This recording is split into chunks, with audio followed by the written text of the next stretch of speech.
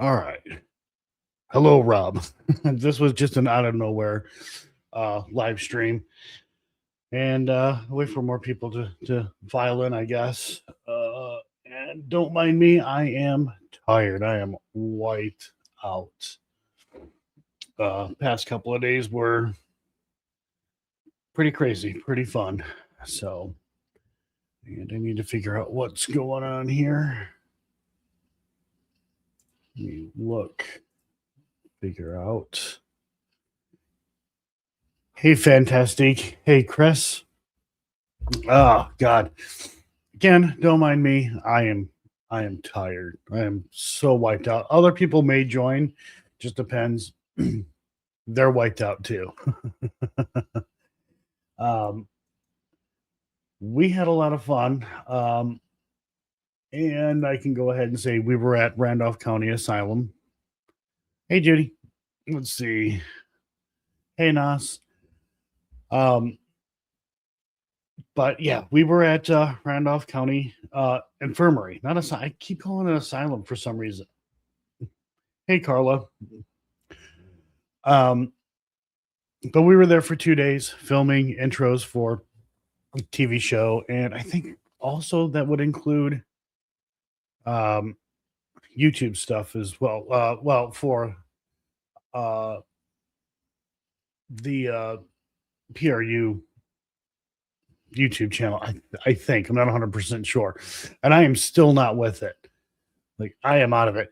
Hey Jeff, you're more than welcome to join too if you want. I can toss you a link if you want to join, but just thought I'd go live out of nowhere and just hang out. Uh, Trying to see if the others who were at Randolph County wanted to join. Zach might, but we'll have to see. Um, but anyhow, the past 2 days, holy crap, guys! Like it was, we laughed for pretty much all of us. We never met Zach in person. Um, he's just in our group chat, and everybody just clicked. It was a lot of fun. Um, it was really fun to see Jimmy. I got a kick out of that one when Jimmy walked in, and I'm not making fun of him, but it looked like he was ready to do a sermon uh, on like a satanic church or something. It was hilarious. And with Jimmy, what you see on YouTube is what you get in real life. Like there is no different Jimmy. There's just one Jimmy, and it was hilarious. And I investigated with him as well. Didn't investigate for too long though.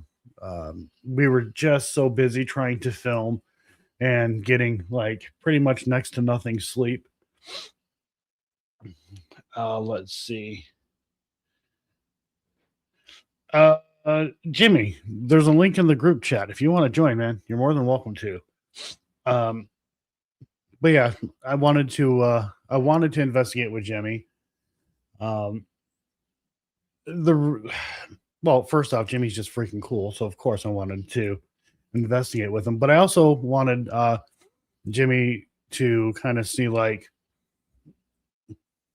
how I investigate, like let him see for himself my thought process on investigating. Because like you guys see me investigate like on YouTube, right? And it's edited stuff. But I wanted to like show, I just don't talk. I walk it too. Uh so that was a lot of fun investigating with Jimmy. So there will be a link here. No, I sent Jeff a link. When I say group chat, I mean like our private group chat. So, but yeah, Jimmy, if you want to join, that link is in our group chat. So let's see. Hey, Spange. Hey, Pinky. Did I miss anybody else? Because everybody else is just coming in. But it was a lot of fun. We did have a couple of weird things happen. We weren't even focused on investigating. Again, we were focusing on filming and and doing some other things. So our first night there, yes, we did hear some things. We didn't know what they were, but we weren't about to go run off and find out because, again, our focus was filming. But once Dwayne and Tanya, once they had left, we were in one of the rooms where we had all our gear and stuff like that set up. And all of a sudden, now I heard it twice, and I don't know if anybody else heard it, but I had heard what sounded like a female talking earlier that day. But we were all sitting in that room with all of our gear, and then we heard what sounded like a female. No, nobody really had said anything for a couple of seconds. I'm like, you guys hear that? You guys heard that, right? And then Helena's like, yeah, I did. And it sounded like a female talking. And it was weird because it sounded like it was really close to us, but yet also distant. So I don't know. We didn't really go check to investigate it or anything. I mean, we kind of looked around, whatever, looked outside. Nobody was outside. And the road that's the place is on, it's a main road. And there was nobody walking by, nothing like that. But I don't know. It was weird. And it's one of those things that people say that they have experienced. So, I mean, that was cool. Before we even got going, I was there first. I'm always at a location first. Anyways, I was talking to the owners, and I like straight up like, dude, what's with all these YouTubers coming here and claiming demons? These really big YouTube channels. They're just like, oh, like we never told anybody any demons were here. I'm like, yeah, that's interesting.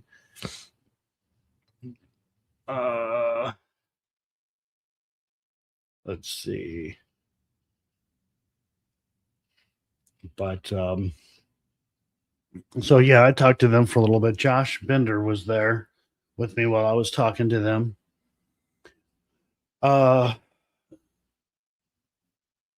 We filmed some pretty cool stuff for the intros, and there's going to be at some point going to be an announcement on something. I'm not going to get into that right now. Kind of waiting to see when Matt wants to do that. But it was a lot of fun. We laughed our asses off.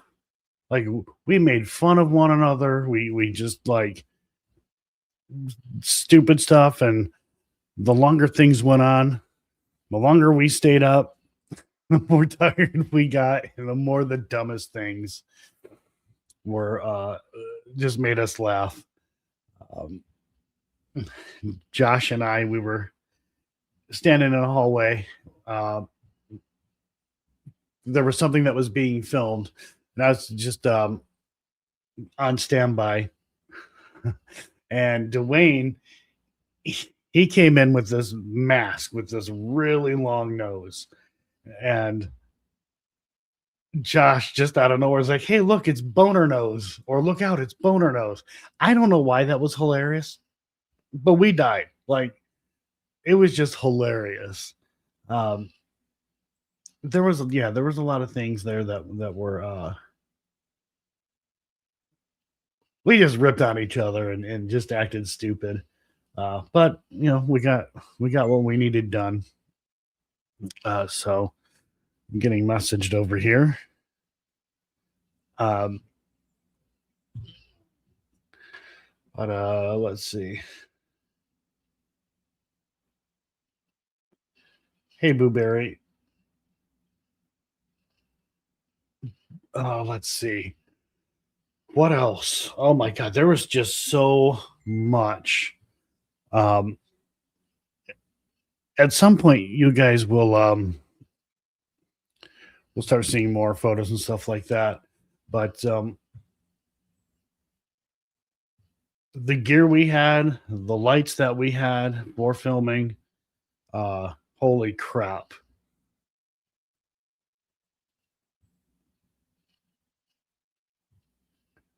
Hey, Caroline. Caroline, where are my glasses? I don't know where my glasses are. They're somewhere. I'll have to find them. I did some rearranging. But yeah, the cameras that we used, these are like high production cameras, lighting and all that stuff. It was. I can't wait for you guys to see it. We have trouble. Why am I referred to as trouble? I don't know. I had to hype you up, I guess. Yeah. Even though you're not really trouble. I know. Here's the bad man, Jeff. Oh, I can be. I can be. How's it going, Joe? It's going. I'm tired. I am just out of it. Yep. No, first of all, do I sound okay? Because I got a new mixer and all this bullshit. So. Yeah, you sound fine. Okay. Oh yeah, cool. I forgot this exists. Yes. I forgot you can do that. Where's the? Okay, there we go. There's the comments. Hey, Carla, how are you? No, Randolph County is probably one of my favorite places that I've ever been to. That is such an awesome fucking building, and it is. Yeah, dude, I love that place. I went with Dawson, and that was the first time that like I'd been to a building that size with two people. So it's not a big building. No, it's not huge, but it's the way it's set up. Mm-hmm. Like it'll fool you because on the outside you're like, it's a decent sized building, but then when you go in and you start walking through, you're like, oh shit. Yeah. No, but it's a really, really cool place. It's got a lot of stories. I mean, if we actually had something happen, I'm sure people have watched Dawson's video about it, but mine will come out sometime in 2027 probably because I'm on the 3-year program. To be followed by the Monroe House video that we went to the Monroe House together, and obviously I haven't put my video out yet. I'm on a severe delay. Oh geez. Oh, now we got trouble for real. Oh no. Oh shit. Now we got Jimmy. Oh, he doesn't even have his camera on. What the hell? With that sexy hair? I don't have a camera. All right, yeah, I don't have a camera on this PC yet. It's on my other PC here. Damn. I'll get one. Sound good. I was hoping to see that long flowing hair. Well, there's an animated image of me, and I think it looks pretty cool. It does. We'll not disagree. Yeah. What's the spectacle about? Hey, Mike. What now? The little eyepiece.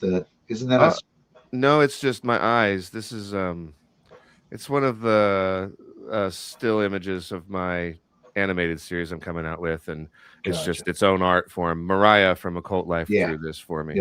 Yep. Oh, she did that for you? Yeah. Oh wow. Yeah, she did all the art. She did all the art for me. Yeah. Cool. Wow. Yeah. Oh, I need to be able to pull up comments here. There we go. There we go. Yeah, man, dude, that was an awesome fucking weekend. It was so much fun. How many days were you guys there?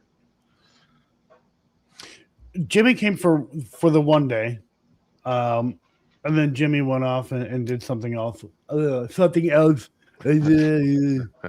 that again. Then Jimmy went went with Matt and Helena. But how long were you there? Real quick, hold on. Jimmy, we are not mentioning the thing. So when you talk about the Monroe House, Yeah, yeah, you get it, you got it. Okay. Oh shit, man, I feel left out. Well, I'll tell you in a little bit, Jeff. I'm just messing. Yeah, I showed up a day late, so I was there on Friday, and then Matt and Helena and I and some other people, we went to. Well, the guy that owns the Randolph County Infirmary also owns the Jim Jones Church, and he took us. I didn't know that. Yeah, he took us over there the next morning, and we walked through that building and got to see it. And then from there we went off to the Monroe House. But Randolph County, I'd never been in a building like that, and the attic alone is bigger. Like I probably put the house that I live in there probably 3 times in the attic, just the attic. Yep, it's massive. I mean, to me, it's massive. I know you guys say it's not a big building, but like it's a pretty good sized building, like. Yeah, I mean it's not a ginormous building, but when you go inside, you're surprised. Yeah, it took me about 30 minutes to walk through the whole building by myself, just checking stuff out. Well, me and Dawson did that. We did. Dawson comes up with little challenges when you investigate with him. He's like, "Okay, we're gonna do this with no lights out, night vision only." It took me, I think, 45 minutes to walk through that building. Yeah, in night vision only, and I don't get scared easy. I was scared shitless doing that because all you see is this little screen, and I thought something's gonna jump out of one of these doorways, man. It freaked me out. Hey, Mr. Gray. Hey, if anybody's not subscribed to the World of Mr. Gray, you should. Right. Absolutely. For sure. If you're not, then I don't know you. You have forsaken me. No, Mr. Gray's got some great content. Definitely check him out. But I was talking about how we actually heard what sounded like a female. It sounded very close to us, but at a distance. And Jeff, you know the way Randolph is, like it is off of a main road. Yep. And you can easily go outside and look around and see if anybody had walked by or anything like that. Yep. And there was nobody. It's out in the middle of nowhere. Like it's isolated for sure. But I don't know. We, like I said earlier, we heard it. I mean, I heard it, but it was kind of computing in my brain what I had heard. And I'm like, did anybody else hear that? Then Helena's like, yeah, I did. And sounded like a female, like talking or something like that. Hey, Laura. And the only female that was there with us at that point in time was Helena. What part of the building were you guys in? Oh, we were in the front, the room, the house, the big table. Yeah. Like basically the house or whatever you want to call it. Warden's house or whatever they called it. But yeah, when you walk into the front doors, right to the left, you have that room. Yep. That's attached to the kitchen. Yeah. Yeah. Okay. And that's where, so like I said, me and Dawson had something interesting happen. We actually thought, we started going over the video and the DVR camera and the recorders and all that stuff. We thought for a minute somebody had gotten in there, like a real person, because we heard a door slam and footsteps and a few other things, and we're like, but we're looking over because I had the DVR set up. To cut you off real quick, Jeff, it was the same thing for us. We're like, we heard slamming. I can't speak for anybody else, but I did hear walking on the same floor in the same hallway, and I was the only one. I don't remember what was I doing. I don't remember what I was doing. But I'm just walking, and I hear footsteps behind me, and I thought like it was Matt or somebody. Yep. And I honestly thought maybe they were gonna try to like fuck with me and scare me or whatever. There was nobody there. It is a building that, like, now the basement, the first floor is concrete. It is the basement, I guess, right? Yeah. So that's concrete, but the other floors, like if somebody is up there walking with you, you're going to know it because they're pretty loud. Yeah. Right. The second and third floor, they're pretty loud to walk on. Even the basement seems to be, hey, William, loud. You can hear footsteps pretty well. Yeah, yeah. And what's interesting to me is that they used, the building is so old that they bricked the basement with limestone. Yeah. You know, I mean, there's places where it's real brick here and there where they had done some work and stuff, but for the most part, it's all bricked with limestone. And I'd never seen anything like that before. Well, didn't they say too that they added like 2 or 3 feet of concrete in the basement floor because of the they had a pandemic or something there. There was some kind of outbreak, if I remember right, and they actually used that place for a morgue for the town. Hey, as a cat. Huh. And I swear to God, they said that like there's a certain amount of concrete that they poured in the whole basement to cover up the whatever the disease was. No shit. Maybe it was Ebola or something like that. It was. Don't quote me on that, but it was something like that. It's probably in Dawson's video, and I definitely have the tour guide saying what it was. But We didn't do the tour. We were like, yeah, one in. They actually let us in earlier. Yep, same with that. So, and it's cool too because they don't make you take it. They're like, okay, we'll come here. You can do the long, the short, or none. You know, which is cool because a lot of places make you take the tour and they don't. Right. Well, most of the places I've been to, like, do you want the tour? If I hadn't been there before, then sure, why not? Yep.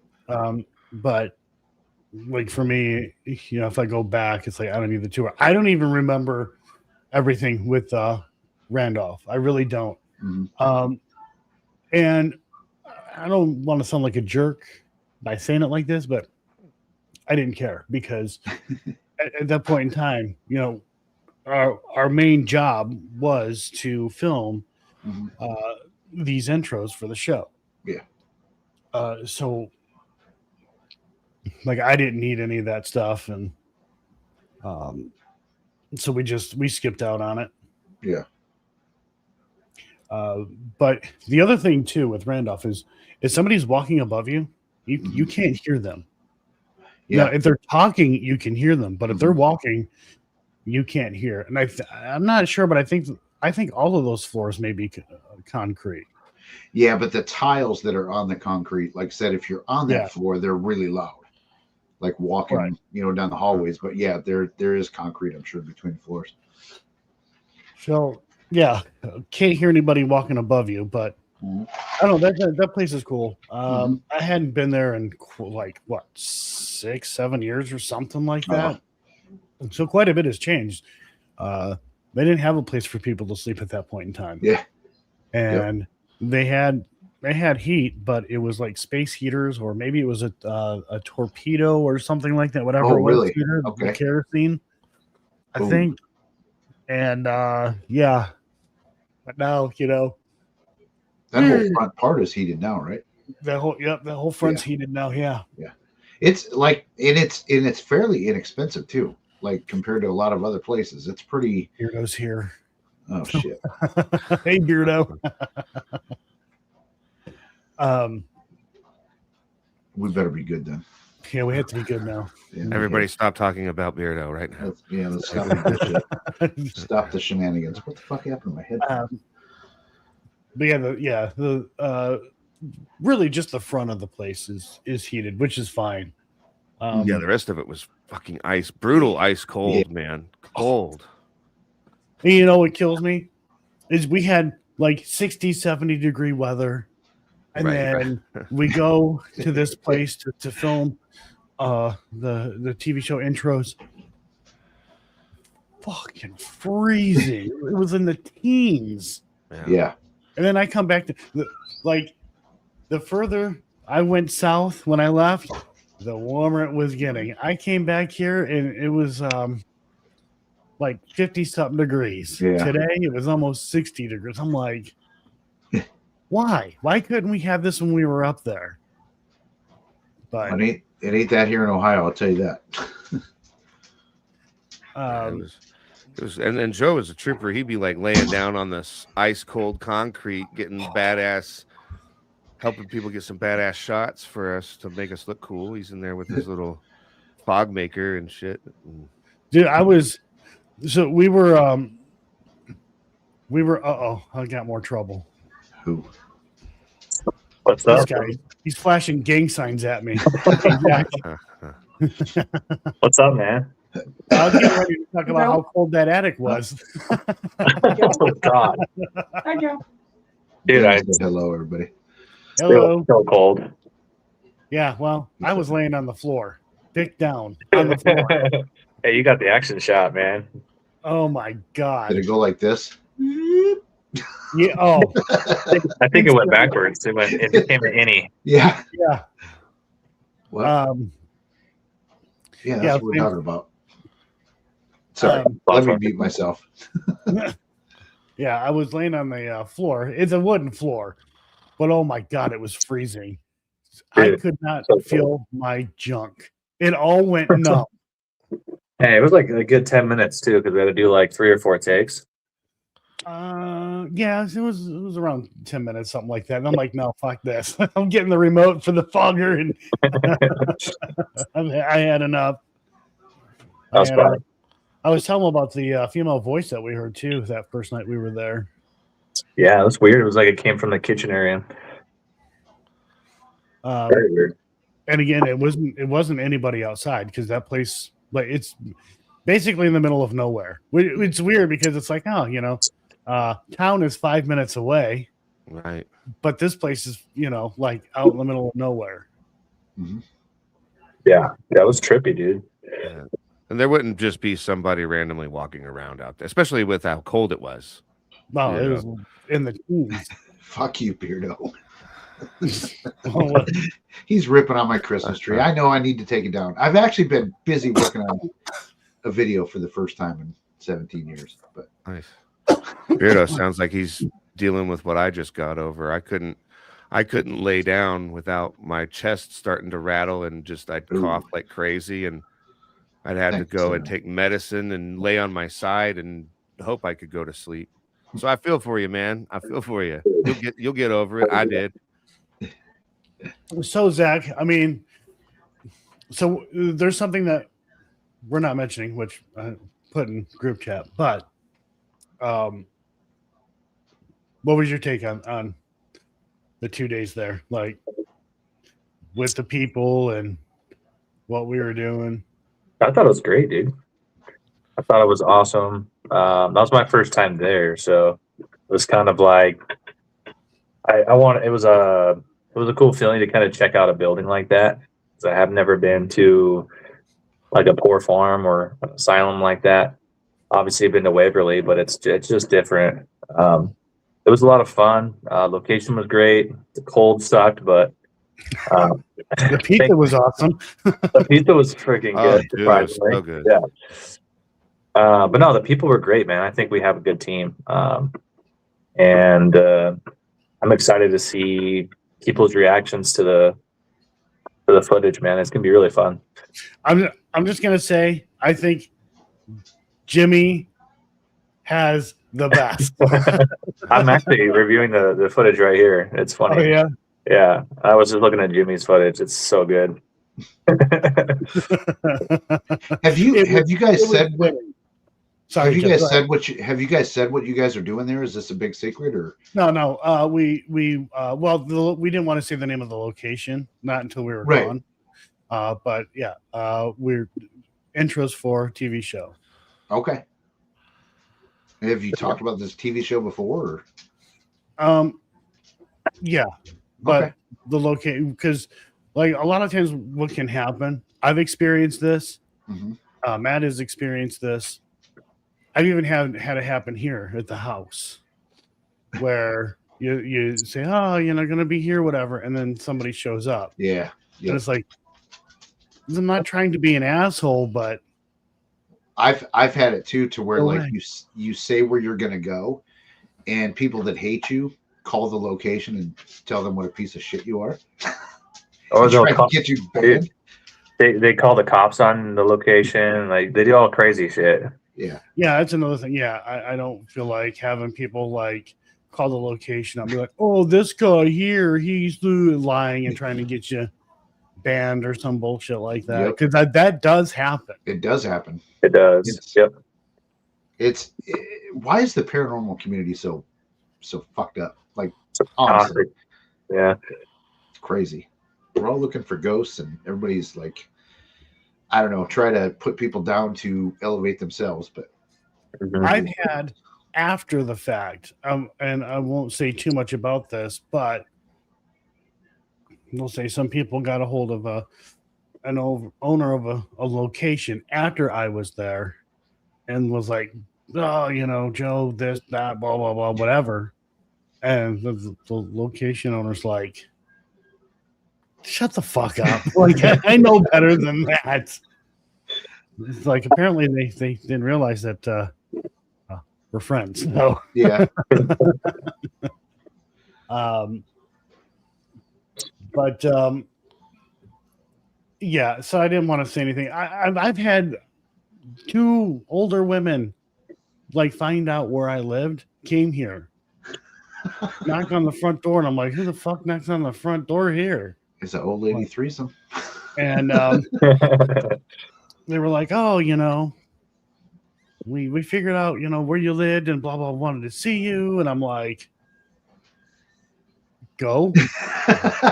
No. You should not be here. Like, why? Like, go. Yeah. Go away. Wow. And it's weird. And it's scary because it's like if these 2 people can find out exactly where I live, then so could somebody who wants to beat me up or something. Yeah, like Biff. Straight up getting doxxed, man, these days. Yeah, that seems to kind of be a thing that's been going on YouTube. It's bullshit. Yeah, just in general for celebrities and social media stars, just getting doxxed. Well, here in Toledo, we had it's been a minute, but like we would have people call where people work and tell them what a piece of shit they are. And this, it's like, dude, what the hell is wrong with you guys? Like, yeah, I had a normal beef, and you're calling where this person works to like get them fired. Yeah, I had somebody who did that to me one time. Yeah. And it was a production company that I had worked for that was out of Kingsport. And that job didn't last long anyway. It shut down. Like, it was just not doing well. But yeah, dude calls out and tries to tell him all kinds of stuff. Oh, he's a scammer. He's this and that and all this other stuff. And yeah, he was at an event over the weekend, and you know, people were complaining that, you know, he was doing this and doing that. And my boss was like, he was here over the weekend. So you weren't killing puppies? No. That's and the boss just told the guy, like, dude, you call here again, you harass me, and I will drag your ass through court. Like, don't. You know, my boss called me. He's like, do you know this guy? I'm like, oh my God. You know, I don't know him, but, and then explained it to him. He's like, yeah, what a real piece of shit that guy was. Like, he sounds like a psycho. I'm like, here, well, go check this out. So I had him go check something out. And he's like, he gets back to me. He's like, this guy's a nosy motherfucker. Yeah, there is a lot of, unfortunately, there's a lot of weird psycho people in the paranormal field too. Very true. Hey, Laura. Oh, yeah. So Jimmy, you said that was the first time for you there? Yeah. I mean, because you're not that far away from there, are you? It's about 2 hours. Okay. Well, I mean, so what'd you think? Other than cool. It was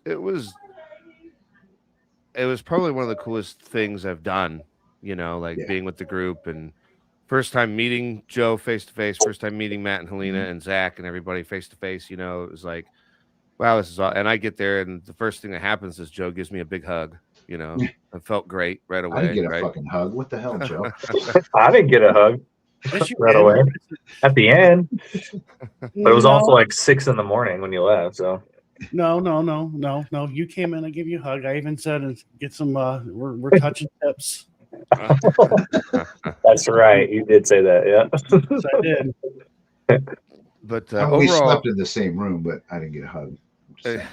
yeah, no, overall it was like just I guess it was a neat experience, like going to a building like this. And the first things that I'm thinking about is like how many people slept in this room over a lifetime, and Yeah. like stuff like that, what kinds of things were happening here. And the kitchen was one of the biggest kitchens. I mean, in a basement too, the ceilings of like 15 to 20 feet tall or something like that, Yeah.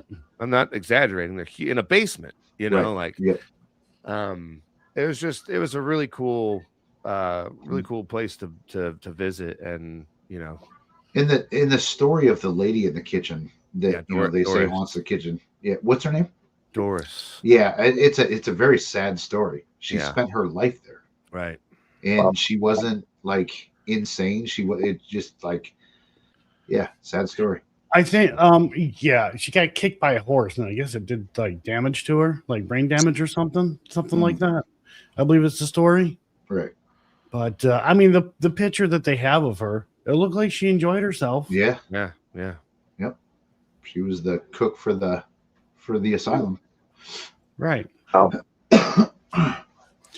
There's a couple really, honest to God, like there's a couple really touching stories from that place.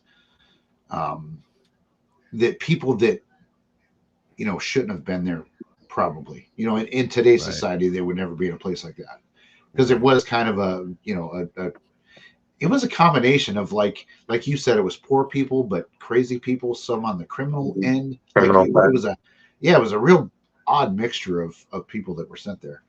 Right. Then there's a room with a jail cell in it. Yep. Yeah. I found a room downstairs that also looked kind of like a cell. It was closed off. It was like this fireproof door. I don't know what was behind that, but it looked like a cell from the outside. That's not the. Okay, I was gonna say, was it the room with the shackles on the wall? It's like right when you go down the steps from, I believe, from the kitchen, there's like an open space, and then one of the rooms off of that, they showed us where they have like the hooks for where they would shackle. Oh yeah. That's a separate room on the side. I think he's talking about like a giant iron door that has like locks on it, and okay. You open it up, and it's like boiler rooms or something on either side. Okay, so that was where because it was all oil-based heat there. The old big radiators, oil-based radiators. So that would be the boiler room for that. Okay. If I'm not mistaken, and I'm just going off of my memory, and my memory's complete shit. So don't trust what I'm saying right now. I believe that jail cell was put in there more for it's gonna sound weird, fun in such a way. So the attic, they used to use that as a courtroom, and they would have a person who would like play the judge. If you were found guilty or whatever, jail cell. Yeah. Something to that effect. Yep. Yeah, I don't know details either, but you're right. That was definitely the court.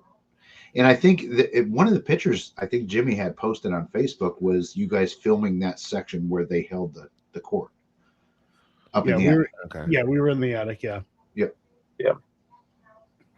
Yeah, the attic was cool, but it's just so damn cold. Yeah. It felt like it was colder up there than it was outside. Yeah, I agree. Well, when you step outside, so they have those vents that span. I can't remember what they're called. You step outside, like I went outside and I looked up and I seen one of those vents spinning. I'm like, that's where all the heat's going. Right. Yeah. Right. But it was cold, and I need whenever the hell I get a new camera and I get a rig for it, I need to find a heated handle. Jeff, man, like the cameras, they have rigs or cages, you can attach all kinds of stuff to whatever. Yeah. And the handle, oh my fucking god. It was like beyond ice cold. I was like, holy shit. I felt it through my gloves, dude. I was holding it for a while. It was cold. Do they make handles that don't get that damn cold? Probably not. It's just solid metal. Oh Just my god! modify it with a heated dildo, and there you go, man. Could be. Boy, there's a lot of talk about that and other things. Yeah, on the strings. Oh my god!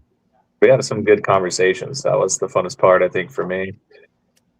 And that would be funny too. Like if filming. Hold on a sec. Uh-oh. It's Dwayne and Tanya. They don't know I'm live. Hold on. Oh Go my ahead. gosh. Who is it? Dwayne and Tanya.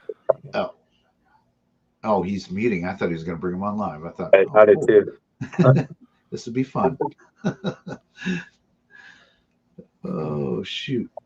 Yeah, it's a very, very cool place, for sure. Yeah, we didn't have too much time to investigate. We were just our shooting schedule was super tight. So Matt's definitely like a. I don't want to use the word perfectionist, but like let's just call it what it is. You know, slave driver. It turns out great. I mean, yeah, he knows what he wants. You know, and that's helpful. You know, and yep. He knows. You know, it's like because for me, it was like, "What do you want?" And I'm like, "Look, it's your vision. Just direct me. You know, tell me what you want." And because I think it's easier for me as somebody just to be directed. You know, maybe what I see doesn't look as cool. You know, or any number of things. So, and my thing is, I just sorry. No, go ahead. Go ahead. No, I just run a camera and then deal with what I get after the fact. You know what I mean? I don't plan things, which is probably the worst way in the world when you're trying to film something. But well, it takes a lot of time, right? And if you're crunching, you know, all this stuff in 1 to 3 days, it's like, you know, you got to make your time matter. So I understand, like, okay, make it work.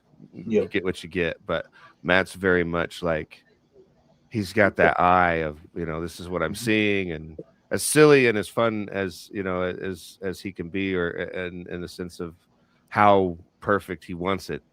When you see the final product, it's like, yeah, this is worth, you know, putting up with. Yeah, absolutely. Did he wear the helmet?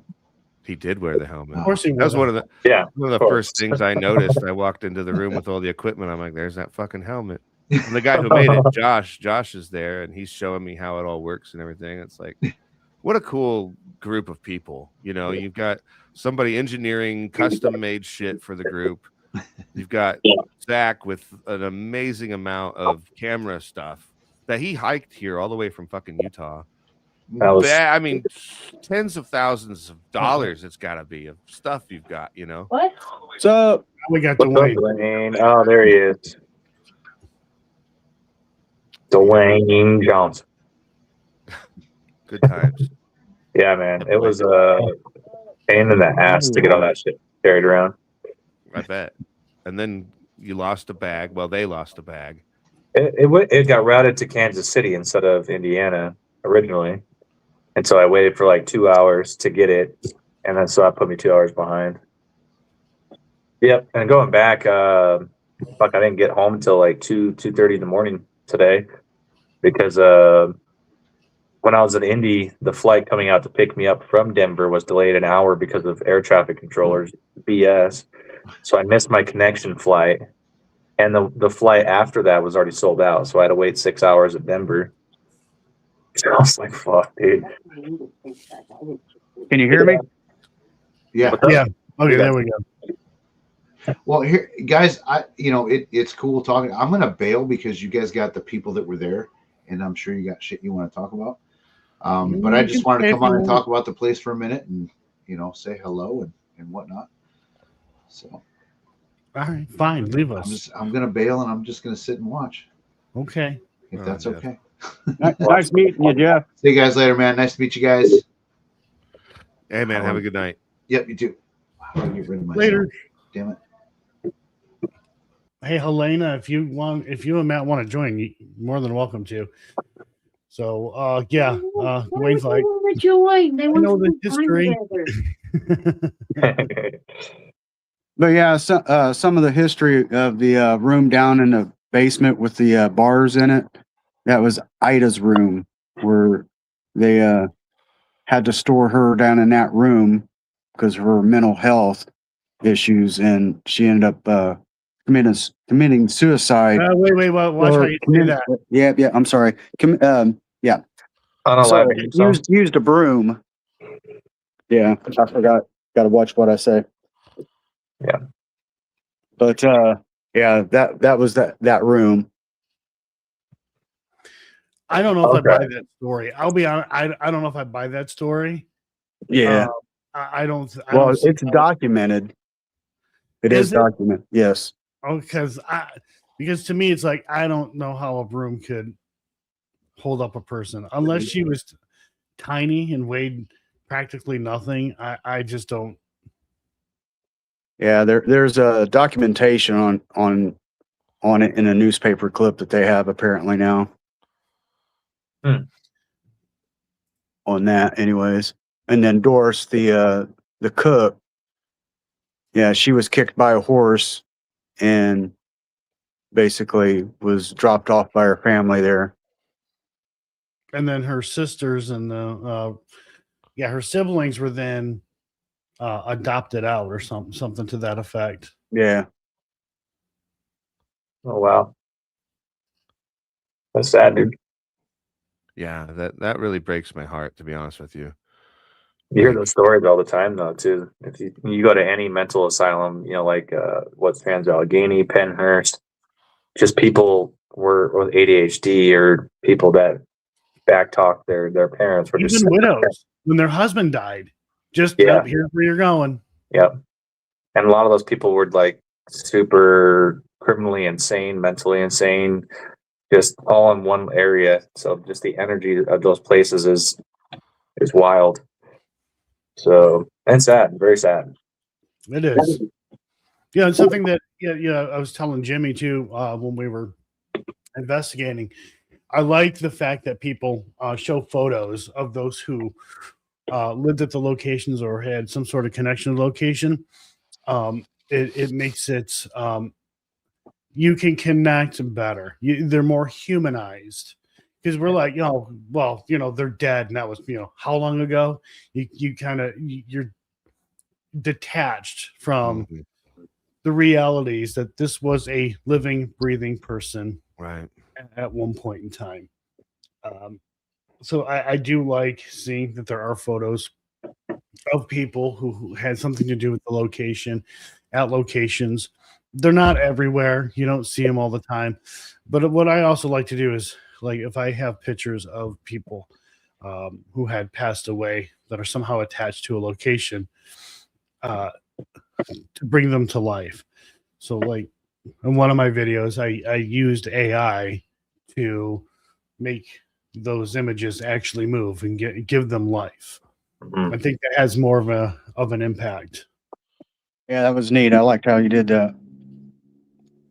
So yeah, I don't know if Matt and Helena are going to join or not. I think Matt said they're not gonna because his mom wants to hang out with him before Helena leaves. She's going back tomorrow, I guess. That makes sense. No, I thought she was leaving the 6th. Okay, well, no, it's more important to hang out anyways. Matt needs to spend time with his mom and his wife. Right. But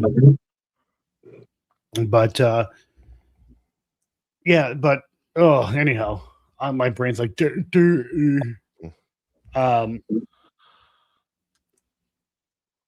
I don't know how much we can. I mean, I guess we could talk about what was filmed and things like that, because nobody can see it, so it's like yeah. Well, I can see it. I can see it right now. Yeah. Oh no, I can too. I have DaVinci open. Yeah. I was going through some of the footage, like behind the scenes stuff and things like that. The footage that Josh did with his drone inside, it's kind of grainy. Is it? Yeah, because I went to go remove my ass from it. That one part where yeah, that quick second. Yeah. And what happened there was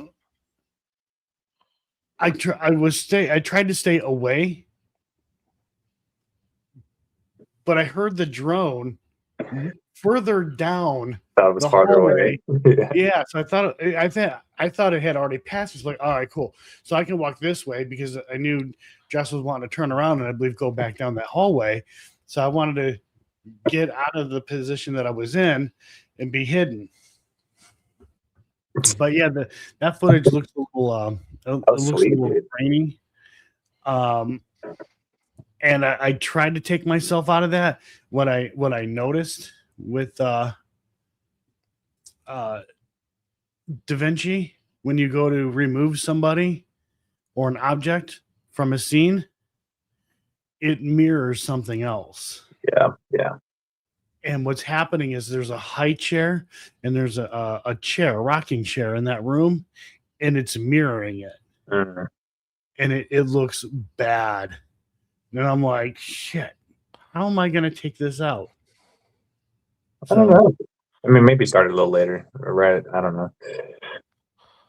It was right at the beginning too, so it wasn't like a super big deal, and it was super quick. Bam. So, And it was a cool shot.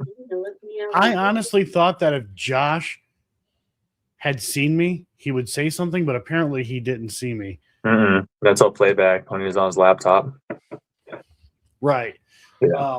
But I mean, I'm not going to sit there and be like, well, he should have noticed me. No, because his eyes, like, he's got to be focused. He has goggles on, right? So Yeah. Yeah. No, he did great, man. That was awesome. Yeah, there's some really great shots. I mean, just overall, and watching everybody get their own unique, their own individual intro. Everything's different, and it was really neat to see all that come together. Watching everybody work, staying out of the way, and watching this movie magic happen. Was awesome. It was awesome. My fogger came in handy for Jimmy's hair. It came in handy for pretty much everything. And see, the thing is that we, what we've seen, we it's not color graded, it's not anything. So you're not supposed to throw any. Oh, okay. I guess Honey was talking to Dwayne about something. I Anyways, was like, it's not like pizza ordering or something. Yeah. But once it's color graded and put together, it's gonna look way different.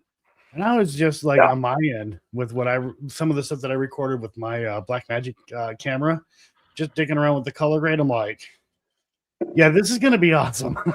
Yeah. I'm actually doing it right now in DaVinci. Yeah, I'm just messing with it because I'm gonna put together like behind the scenes stuff.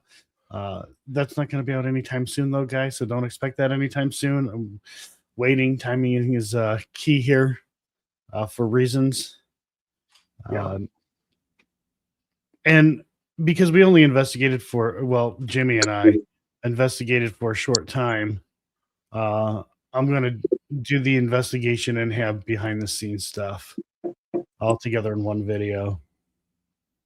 So I think we investigated for an hour tops or something. Yeah. And it was only 2 rooms. Yeah.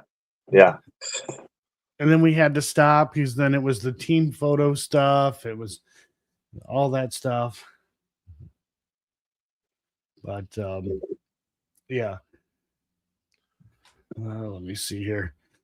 So yeah. There's a couple of there's another location I'm supposed to be going to. I believe anything that I'm filming right now with investigations, don't expect it anytime soon because I am trying to bank up my my investigation guys and edit them so I can have something out weekly consistently. So not only that, I got a new lens, which is really cool. I love that lens. I wish it was utilized more. Yeah, some of those shots would have been super cool. Yeah. I know with some of the shots with the light hitting lenses, like it hit mine, and I'm like, we should use this. Yeah. The flaring and everything like that. Yeah, we'll I won't see. give it away, but that one downstairs in the basement, With mirrors. yeah, that was pretty cool, man. I was Yeah. going over it a minute ago, and it looks really good. Yeah, I went over that too. I mean, you guys have the better view of it, Mhm. where I was like kind of like doing behind the scenes stuff. But even like with the behind the scenes stuff that I recorded, I'm like, that's gonna be badass. Yeah, um, the color was good, man. We lit that shot really, really well.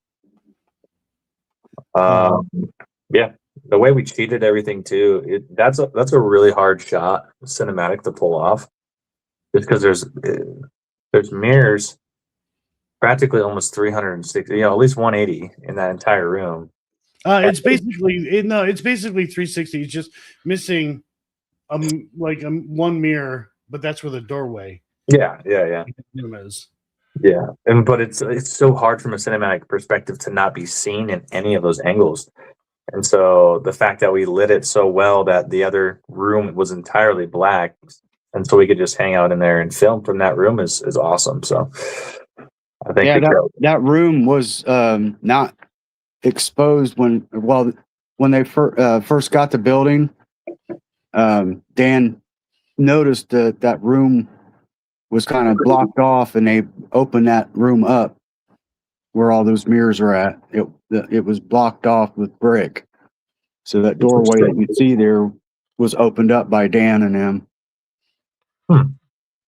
That's strange. I wonder what they had in there before. I'm not sure if they've ever found out why it was blocked off. Makes you kind of wonder what else is blocked off. Yeah. But there's one over by where that morgue table and stuff was set up, right? There's a little there's cabinets or shelving pretty much on the whole walls. Yeah. If you go to the cabinet, there's clearly a bricked in doorway. And so we went to the other room behind it and looked through like a little crack, and there's a small cavity in between. So something's in there. It's pretty weird. Like a crawl space. And then the foundation that you've seen that was limestone was originally part of the first poorhouse that was built on the property that burnt down before they erected the Randolph County Infirmary. Okay. Wow. Yeah, I didn't know that either.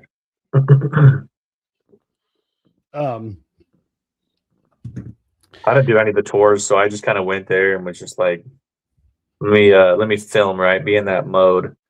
So I hope next time I go, or somewhere wherever we go, we'll be able to be there a couple more days longer, like a week each time, and get to investigate a little bit, get some history.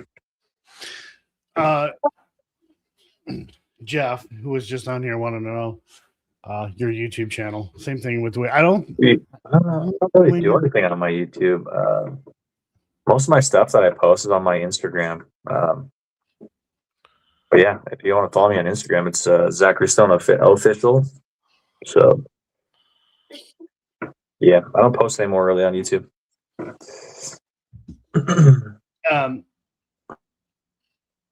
I was going to say something. I don't remember what it was, but I'm pretty sure it was very profound, and people would learn from it and be inspired. Whatever it was, I was going to say. Yeah, my YouTube is just my first and last name. I think I'm back. Can you hear me now? Yeah. Oh, okay. I don't know where it cut off. So, Zach, how long have you been doing camera work and cinematography and stuff? Yeah, give everybody your background. Oh yeah, it's kind of interesting. You don't have to talk about the OnlyFans stuff, though. Oh yeah, no, that's private stuff. Yeah. Did you guys hear what I was saying about Instagram instead of YouTube? Yeah. Okay. Yeah. All right. It like froze up on me. So, I have been filming mostly documentary style stuff for like 15 to 17 years with some friends, not like stuff that's on television. But I've done work for television, and then recently just have been doing stuff with feature films and movies and doing some acting here and there. Just trying to get more involved in it. Someday I'll probably move to Georgia, move to somewhere closer to a film studio. That's my long-term goal. Wow. But hopefully this will take off, dude. This TV show, and we'll be able to kick some ass and go see some cool places. That's my hope. And share some stories, man. Like the synopsis of this show is really, really well put together and well thought out that I haven't really seen in a long, long time. So, which we're not going to share. No, not talking to you specifically, Zach. Just I would never, because I know somebody's gonna ask, what is the show going to be about? I was like, yeah, let's find just out. It's about Joe's $1 million ass cheeks. Right. Yep. That was a topic of conversation. Ass shots. Yeah, award-winning ass shots. That's right. Well, you know, what wasn't the ass shot? That was a full frontal, Joe. Remember? Oh, yeah. So yeah, Josh was like, "Well, an ass is an ass. Who cares as long as there's an ass in the shot?" I'm like, "No, ass has personality. Everybody's ass has its own unique little personality. It does matter." Like a fingerprint. They're all unique. Yes, exactly. But we made jokes about that. We made all kinds of jokes. And it's funny because on YouTube, we hold back on our jokes. Yeah. Away from YouTube, we're like, it's bad.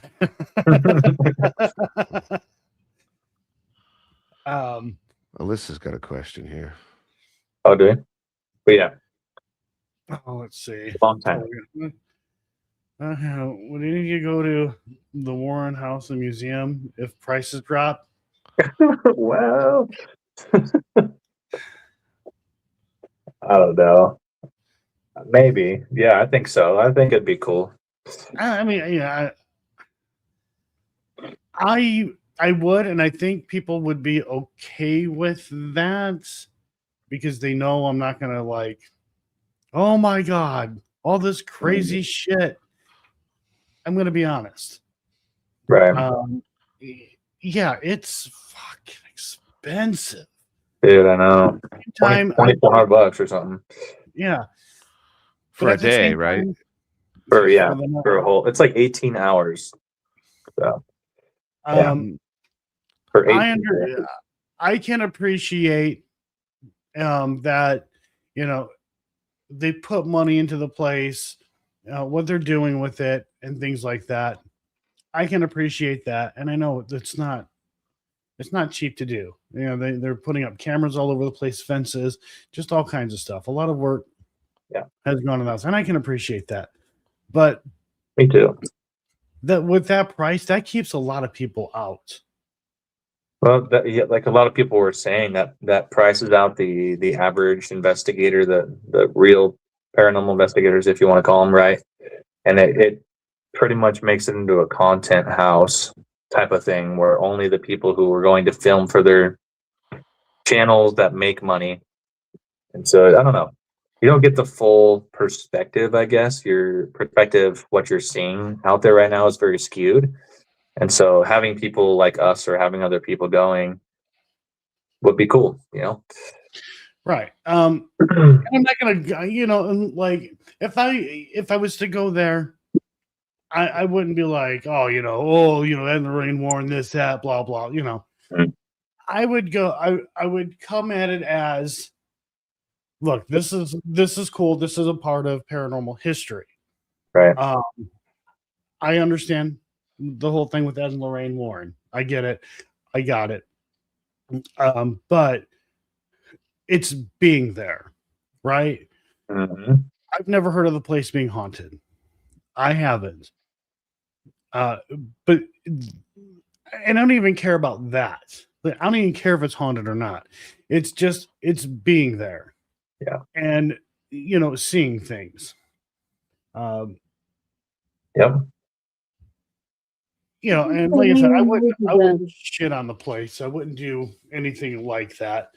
You know, there's YouTubers out there, they do their videos on the Rain War, and they can all, you know, get the information from those channels if they desire to. My thing is more about going there and just the experience. Right. You know, same thing with the Conjuring House. I've been there 5 times or something like that, and you know, never once did I like, oh, you know, they faked this stuff or blah blah blah. No, I was there. Let's see if we can experience it. Mm-hmm. Absolutely. I would love to go to the Conjuring House. Yeah, go to places that have cool paranormal history or like unique events that taken place. Being out in the West is not easy sometimes. A lot of the really, really well-known haunted and cool places are located in the Midwest to the east area, Right. and so it's like we've got unique ghost towns and like mining towns, which are really, really haunted, and those are special places. But like that's about it. You know what I mean? We don't have those massive mental asylums anymore. They tore them all down. California has a few, but shit, dude, it's still, yeah, it's a long distance away. So it'd be cool. And that's something that I hear a lot about people who are from the West Coast. Are like, well, I mean, there's haunted places here. The problem is either they can't get into them, they just don't want people investigating them, or they're really expensive and there's not as many. Yeah, I think the East Coast, it was developed sooner than the West. 100%. Probably 100 years sooner, to be honest. But yeah, so I'm glad I live on the eastern side, you know, of the states, because there's just more. There's more places to go and investigate. Mm-hmm. I mean, there's places I'd like to go to in Texas and Arizona, New Mexico. I would love to go and investigate. Been to Virginia City. I investigated a location in California. Yeah, just the East Coast has more going on. Yeah, when it comes to paranormal, and even events, like people putting on events. You know, friends with some people who are putting on events over on that side, the East. And I'm like, you guys might want to come over to the West and do this, or I mean, the East to do this, because some of the biggest events, well, all of the biggest events for paranormal happen on this side. Yeah. Well, you could drive like where you're located. You could drive in 12 hours, right, in any direction, and see. I don't know how many states, right? 9, maybe 10 states in a 12-hour radius. But I mean, like I was telling you when I saw you, it's like 6 hours to Vegas, 8 hours to Denver, and that's just one state. So it's like the sheer size of the West versus the East is it's crazy. Everything's so spread out. Well, I mean, we over on the East, there are some big states, but you know, you can't compete with like a state as big as Texas, right, California, and things like Arizona. Michigan's a big fucking state. That's true. Ohio's a big state too. Tennessee, it's a big state, but it's long, and it takes me 8 hours if I'm driving straight west out of Tennessee. It takes me like 8 hours to get through Tennessee. Now, if I go north or south, I can be in Virginia in less than 5 minutes. I can be in North Carolina in 30 minutes or something like that. That's not bad. Yeah, that's nice. But yeah, you know, and where I'm located, I got the closest location to me is like 15 minutes away. Then 45 minutes away, there's 2 locations that are like 2 or 2.5 hours away from me. And then just, from there. But if I was living in Kentucky, then I'd be a lot, which is really weird because you would think that I wouldn't be, but I would be. Kentucky, if I lived somewhere in Kentucky, more towards the eastern end of Kentucky, I'd be a lot closer to a lot more places. Mm-hmm. So, and I'm only 2 hours from the old hospital on College Hill, which I want to go back to, and if I am able to go there, I want to try to get it for 2 days. You're more than welcome to come out there. They have basically Airbnbs that are right next to the fucking hospital. Yeah, that's another. All my bucket list locations are pretty much within a 4-hour to 6-hour radius of you where you're at. So you got Pennhurst and Trans-Allegheny and College on Hospital Hill. You got Sweet Spring Sanitarium. All those cool places, man. I'm 3.5 hours from Old South Pittsburgh Hospital. That one too. Yeah. What's the one you went with? Let's see. It was in Pennsylvania, right? I think it was another hospital. It was a massive one. Harriman, right? Harriman. No, that's in Tennessee. That's 2.5 hours from me. Okay, Harriman Hospital. Yeah, I want to go there. That's a massive place. It is a cool place, but the guy who owns that hospital in Old South, he also owns Old South Pittsburgh Hospital. Everybody says, Harriman Hospital is great, but Old South Pittsburgh Hospital is more active. Yeah, the Old South Pittsburgh Hospital is smaller, a lot smaller. Mm-hmm. You probably fit like 2 of those hospitals into Harriman. Fire. I'm looking at fireflies. Comment. Joe's gonna say lame. No. Old South Pittsburgh Hospital is a much darker location. Mm. I'm not saying demons, right? But it's dark. Overall, a darker location. Okay. Have you been to the Madison Seminary, ISS, stuff like that? I've been to Madison. Madison's a great place too. Mm-hmm. Jimmy, who owns it, or Adam, I'm sorry, Adam Kimmel. Yeah, he's a good dude. Mm-hmm. One of his staff members freaked out. I went up there, and one of their staff members seen me in their security camera, and they thought it was Adam. They thought it was Adam's doppelganger. They're like, wait a minute. They're like, Adam, what are you doing at the building? Aren't you over here? And then, it was me. So apparently in IR lighting, Adam and I look pretty similar. That's funny. I've been there twice. That's really cool. The second time I was there was actually with Justin's team, Interface Death, helping them out. You heard the story about how one of their team members fucked up their arm, ripped their muscle or whatever. Yeah. Yeah. Where was that? So I helped them out with the filming and stuff like that because their one team member his arm was fucked up. Derek's a cool guy too. So yeah, that place was pretty interesting. The first time I went, it was actually for an event, showing some support for some friends.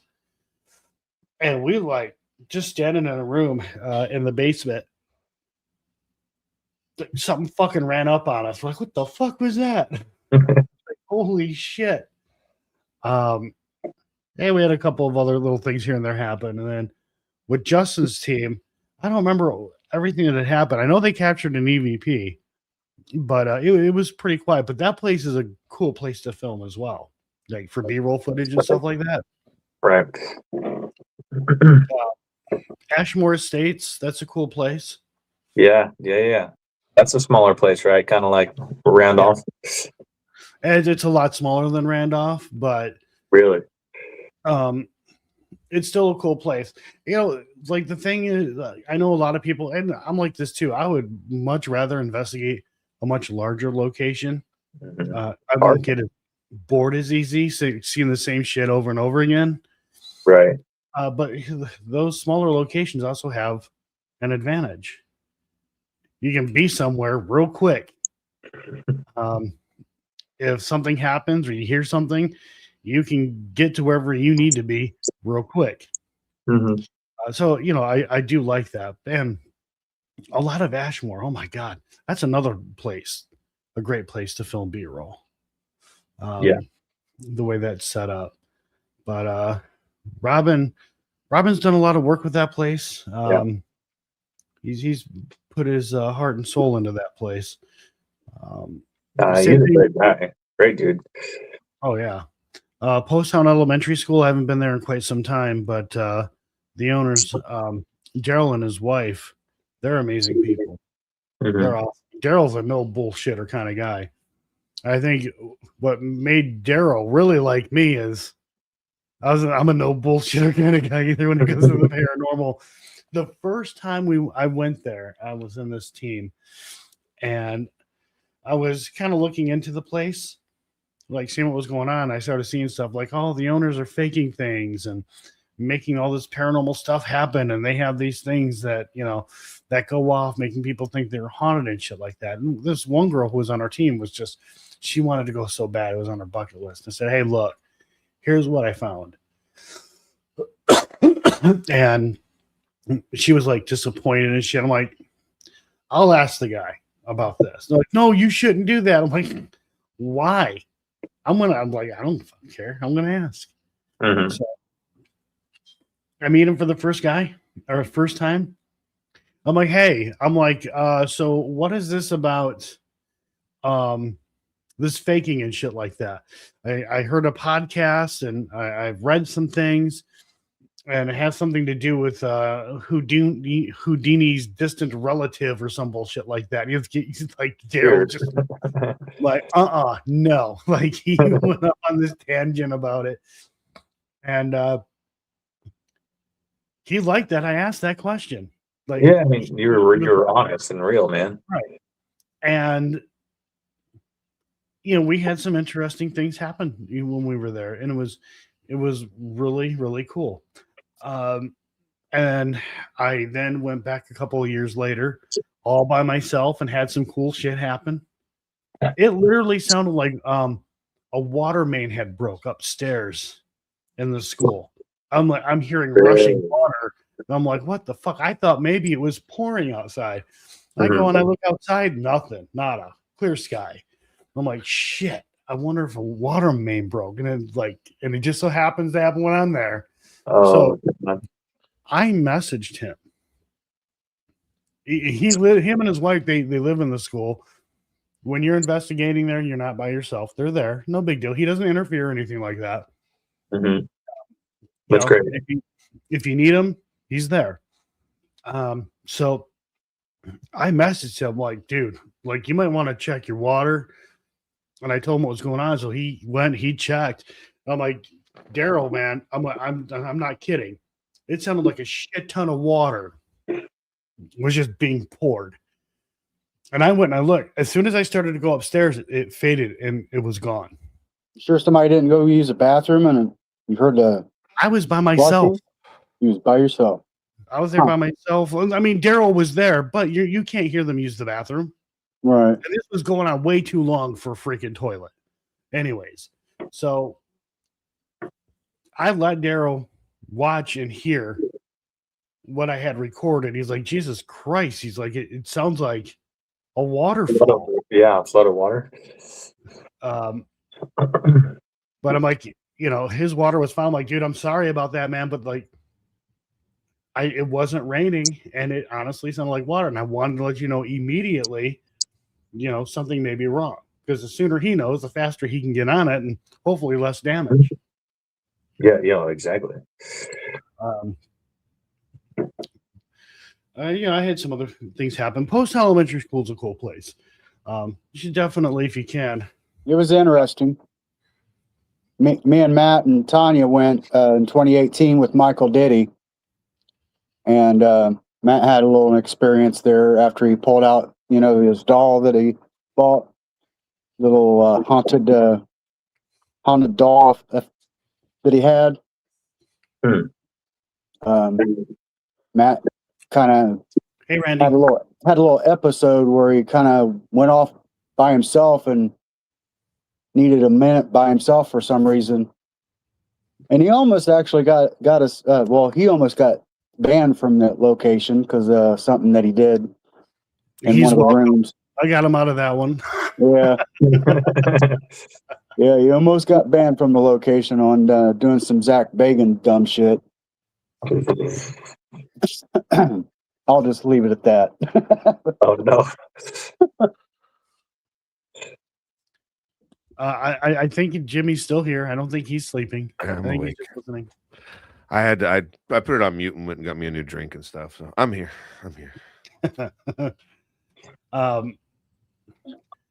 Every location that I have been to, I've enjoyed.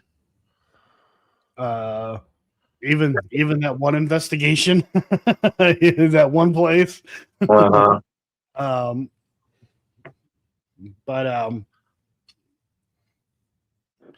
There was one place, but this was back when I was like a teenager, that pissed me off.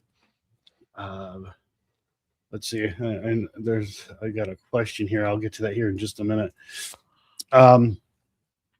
There was this guy who he owned property, and on the property there was this old metal fab shop, and we had seen it. We're like, oh, I wonder what the hell that is. So we checked it out, and the guy was there, and he was like, oh, yeah, it's an old metal fab shop. I bought this property, whenever.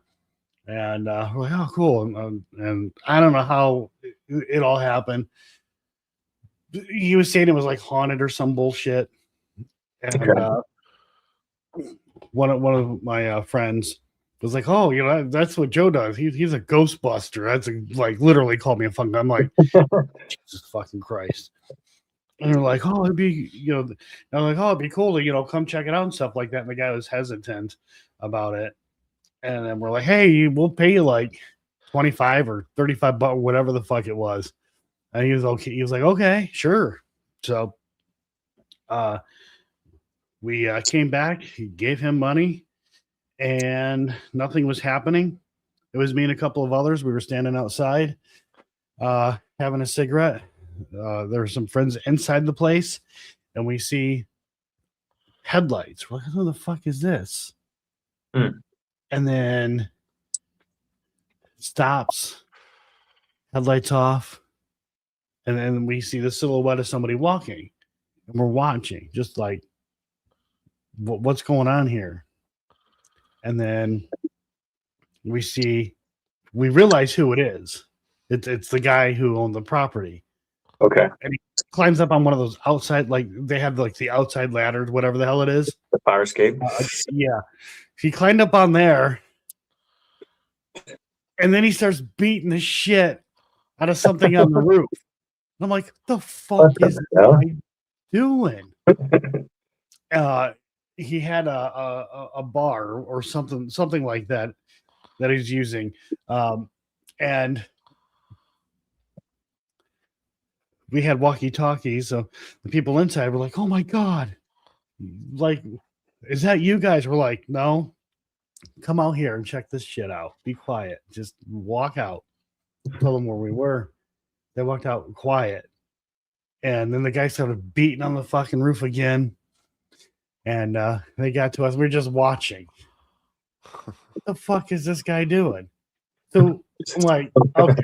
I'm like, we got to figure out what's going on here. So we walked over to him, like, hey, what are you doing? He's like, oh, I wanted to freak you guys out, give you guys an experience. It's something. He said something to that effect. I don't remember his exact words. And he came down, and he was drinking, and we're like, dude, like, why would you do that? And he's like, hey, look, I don't know if this place is haunted or not, I just wanted to, tell you guys a story or whatever. And we're like, well, give us our money back. He's like, well, I kind of drank it all. Yeah, I drank it up. Oh my gosh. That's And wild. You fucking asshole. Jeez, dude. I'm looking at one of these shots right now, man. I wish I could show people, but it's you know what? so good, man. I don't think. Wait, well, who is it? Don't even say who. It's not a person. It's a hallway. You know what? I don't think Matt would mind like a hallway shot. It's just it's when I had my dolly when we were calling them because we had the gas leak or something. And dude, if you listen to the audio, I'm sitting here like using my dolly, and in the background, Joe's on the phone talking to the lady that booked for us, and there's just a tiny little bit of a pilot leak or something like that, and I was like, hopefully it doesn't go kaboom. And then she said that she's like kaboom, and I'm like, oh fuck. We were safe. Oh, no big deal, but they knew about it, and they were tracking exactly where it was coming from. So the heater hadn't been run at all that day. Because it was on a timer. They hadn't turned the heater on for us, and we were like one by one throughout like the day. Somebody would be like, "Is that thing running? Is it like, are we getting any heat?" I think it stopped. I honestly believe I think it stopped running before we went to bed, because I remember thinking to myself on that first night, and like, I haven't heard that heater go off in a while. And it's loud. It's so loud. It's pretty loud, yeah. Right. I think you're right, Joe. I think right when we were going to bed, it was off, and then it didn't turn on until like 4 p.m. the next day. Yeah, when I called. That's funny too. That bitch should be firing up now. Oh, I'm sorry, I didn't mean to swear. I'm like, fuck. Dude. She's like, I hope it it's not. It was the first thing. He's like, I wouldn't want you guys to just like kaboom or some shit. And it was so funny. Oh man, yeah. We don't want to be a part of the lore here. Yeah, we don't want to haunt this place. I'm cool, man. Is Matt and Helena still in the chat? I don't think so, but it's just a hallway shot. It's not that big of a deal. Yeah, there's no other. There's nothing. It may not even get used. Who knows? Probably not. I don't know. Let's make sure I don't show that one. I mean, you and I both know, like, a good 98% of that stuff probably won't get used. It'll be only what is extremely important. Mm-hmm. But still having the B-roll footage could be important later. Do you know how to screen share? Sure. I think he's using his phone for us, right? Yeah, I'm on my phone. Oh yeah, you would have to. Yeah, you just have to aim your phone at the screen. No, that's not the right one. Well, yeah, that's a good shot. It said front facing. I was like, okay, great. Okay. All right, here it is. Shit, let me turn this off. Oh, where the fuck? Can you see it? Yeah. Oh, we can see the monitor. Okay, cool. Well, this is the black shot, so. Yeah, it's flat. Cool. Yeah, dude. Look at that shot. Yeah, man. That dynamic range, I just color corrected it. Like you can see the blue detail all the way down the hall. Right. That's it. Hell yeah.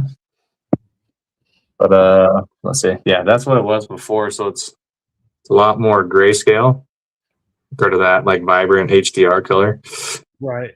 So yeah. There's a little sneak peek. There you go, hallway. What you get? Hallway. Like that's what we do. We go to random places and film hallways. Yeah, we just film hallways. Yeah. Yeah. Nothing super exciting, chat. Just a hallway. but that is nothing compared to. Not even close. Yeah. Yeah, I mean, I'm super excited, man. Some of that DJI stuff that Matt shot too. You guys weren't even there for that. We did Justin's in the basement area. Phenomenal. Yeah. I missed. No, I was there for Justin. No, you did come for Justin's. Yeah, you did. I had to come for Justin. Yeah. You came for Justin. Mhm. I came for Justin. Yeah. Who doesn't? Well, I had to be there for everybody's. Yeah, pretty much. Actually, now that I think about it, not the whole time, just to show up, little puff, run away. Yep, run away. 10 minutes later, come back in. Yep. Yeah. I like Matt's shot. Matt's is multiple ones, man. Really, really well done. Elena's was great. So I'm not giving away too much here, but the flashlights, the beams, and the fog. Shit. And the pictures I took on my phone, the beams from the flashlight look so fucking fake. Oh, really? Yeah, they do. People were like, AI. People would be like, you added that in there. No, I really didn't. It's something to do with the iPhone. The processor in it. It makes it looks so. It almost looks like she's holding a lightsaber. So yeah.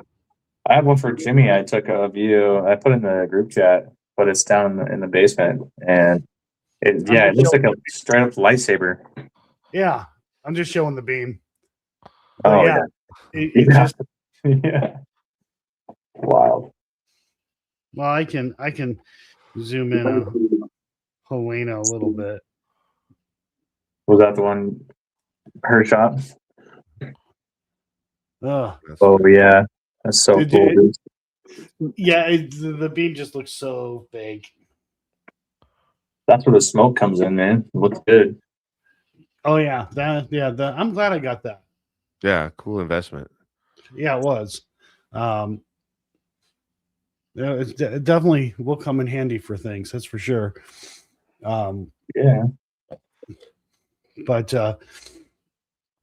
it lasted a long time too. Shit. Dude, I didn't even use half a bottle of fog. And you have how many bottles?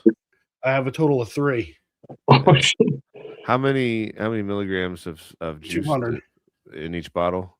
Yep. And you didn't even use half. So exactly. And that's just a lot. Like every shot pretty much has it. You know what I mean? Like right. Some capacity. Yeah. Yeah. Some heavier than others.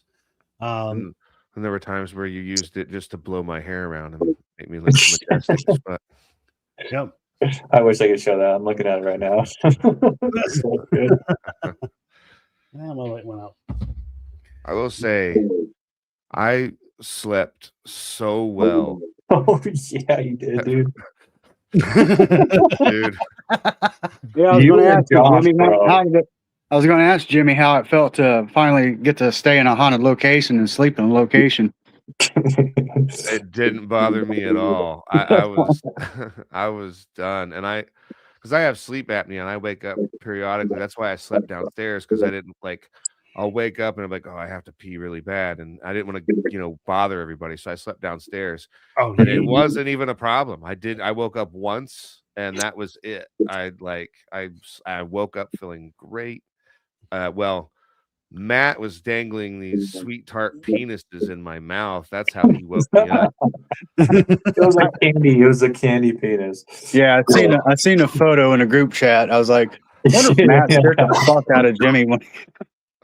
Dude, he did, because Jimmy, you woke up for a split second, but you didn't give it away, and then he just throws his arms up like a zombie and goes, "Oh!" and then Matt comes back. Yeah, I was like, that'll teach him. That's the thing, right? Like, I sleep with my mouth open, and I'm not gonna lie, I definitely thought about. I thought about that. I'm like, I've been around a group of dudes sleeping with my mouth open, and it wasn't the best experience ever. Sure, it was for us. Right? Yeah. For everybody else. Jimmy wakes up like, I have like this salty taste in the back of my throat. A dry mouth. Shut up, cotton mouth. Yeah, you and Josh was snoring upstairs, and then you were downstairs. So it's just an anthem back and forth in the whole front half of the building. Snoring in stereo. Mm-hmm. Yep, 7.1 and beyond. So yeah, I know Josh. He's a loud fucking snorer.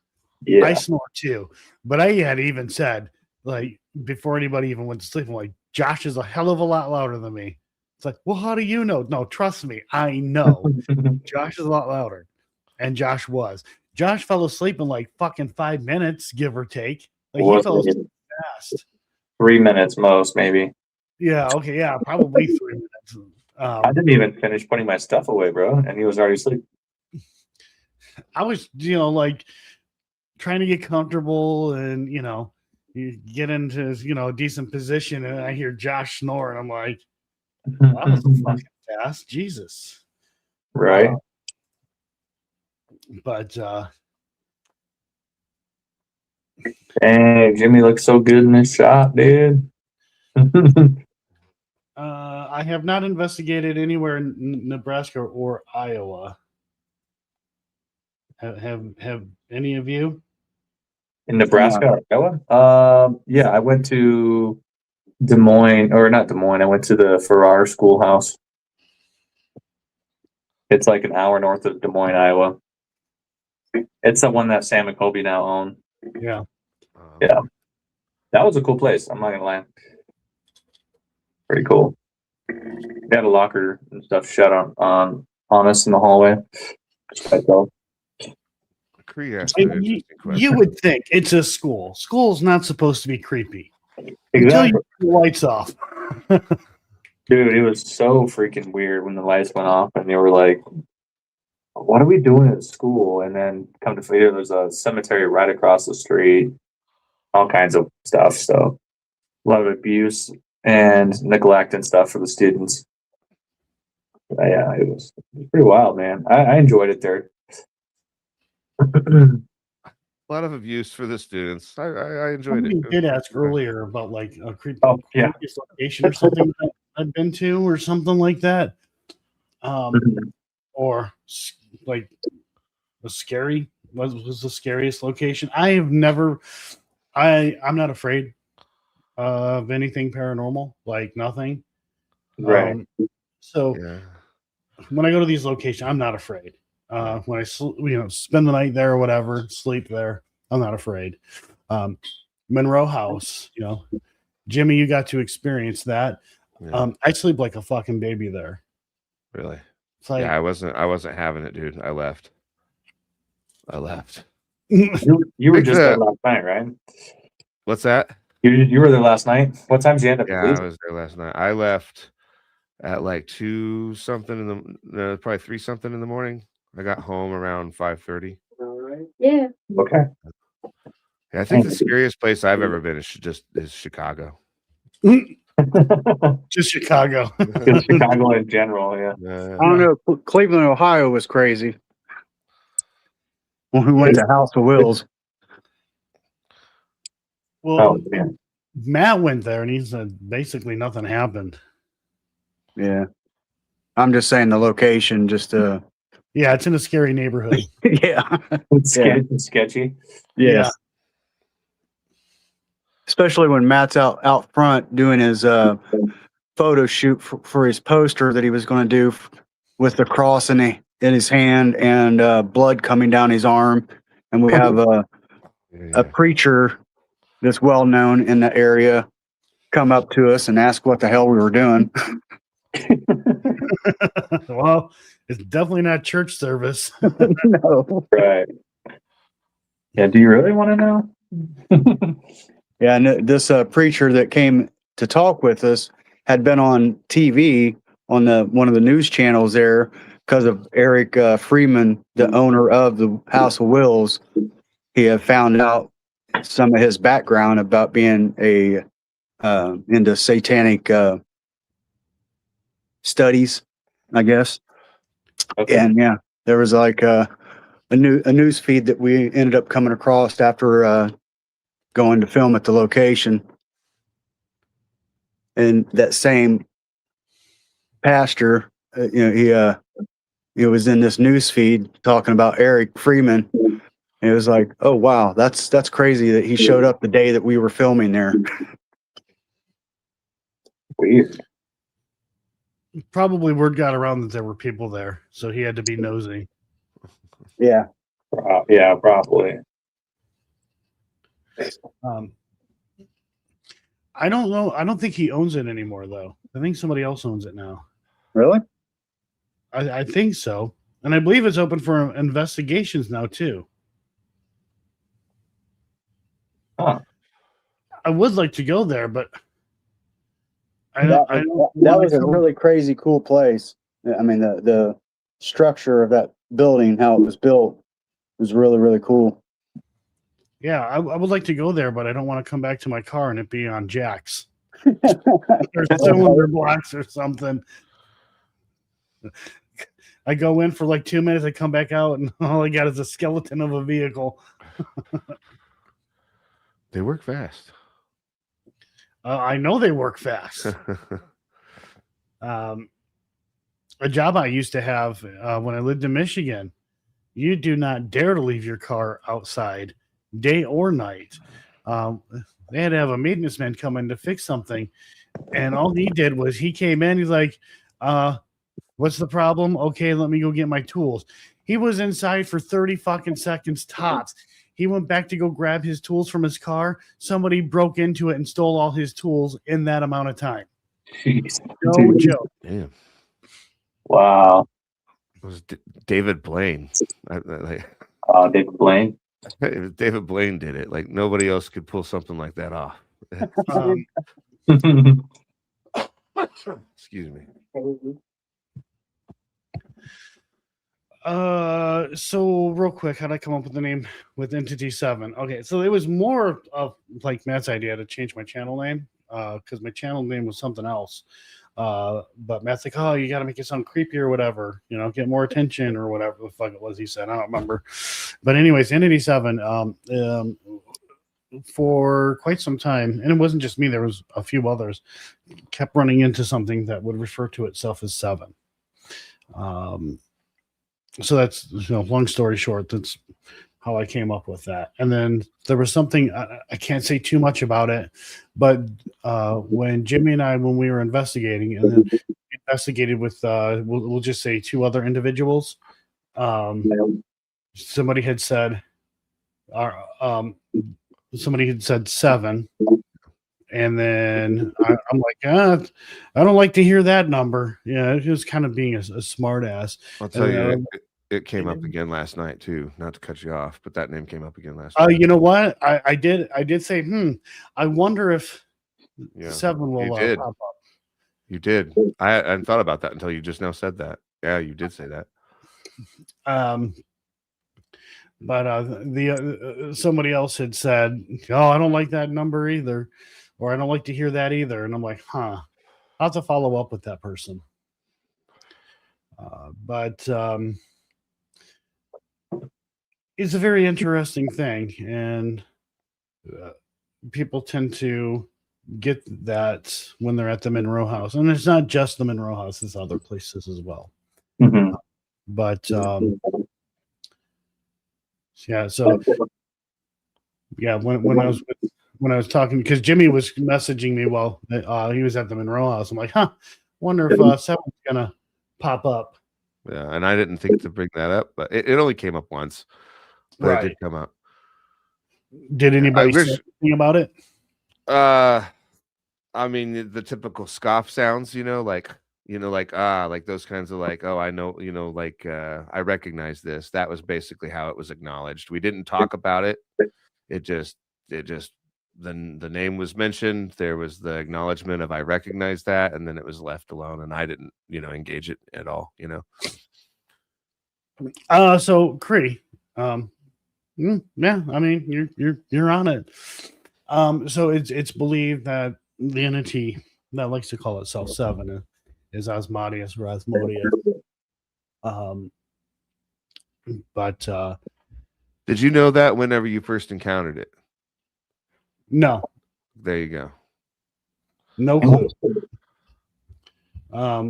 I started looking into it, started doing research, and then I started connecting some dots. I'm like, okay, I'm probably connecting dots, and I shouldn't be. Then doing more research, I was like, oh crap. Mm-hmm. And then there were other people who said they were running into the same thing and told me what was happening to them, and what was happening to them happened to me and happened to other people who don't know these other people, don't know their story. So it was really interesting. It is also believed that there is a Zozo is not a real demon. Right. Like there's no such thing as a Zozo demon. Right. But there are things that seem to fit the Zozo phenomena with Seven, and some of us believe that there is a connection because, like, Seven's not his real name, and Sure. if the Zozo phenomena thing is actually something, then maybe there's a it seems like there's a connection to it. So I don't know, who knows.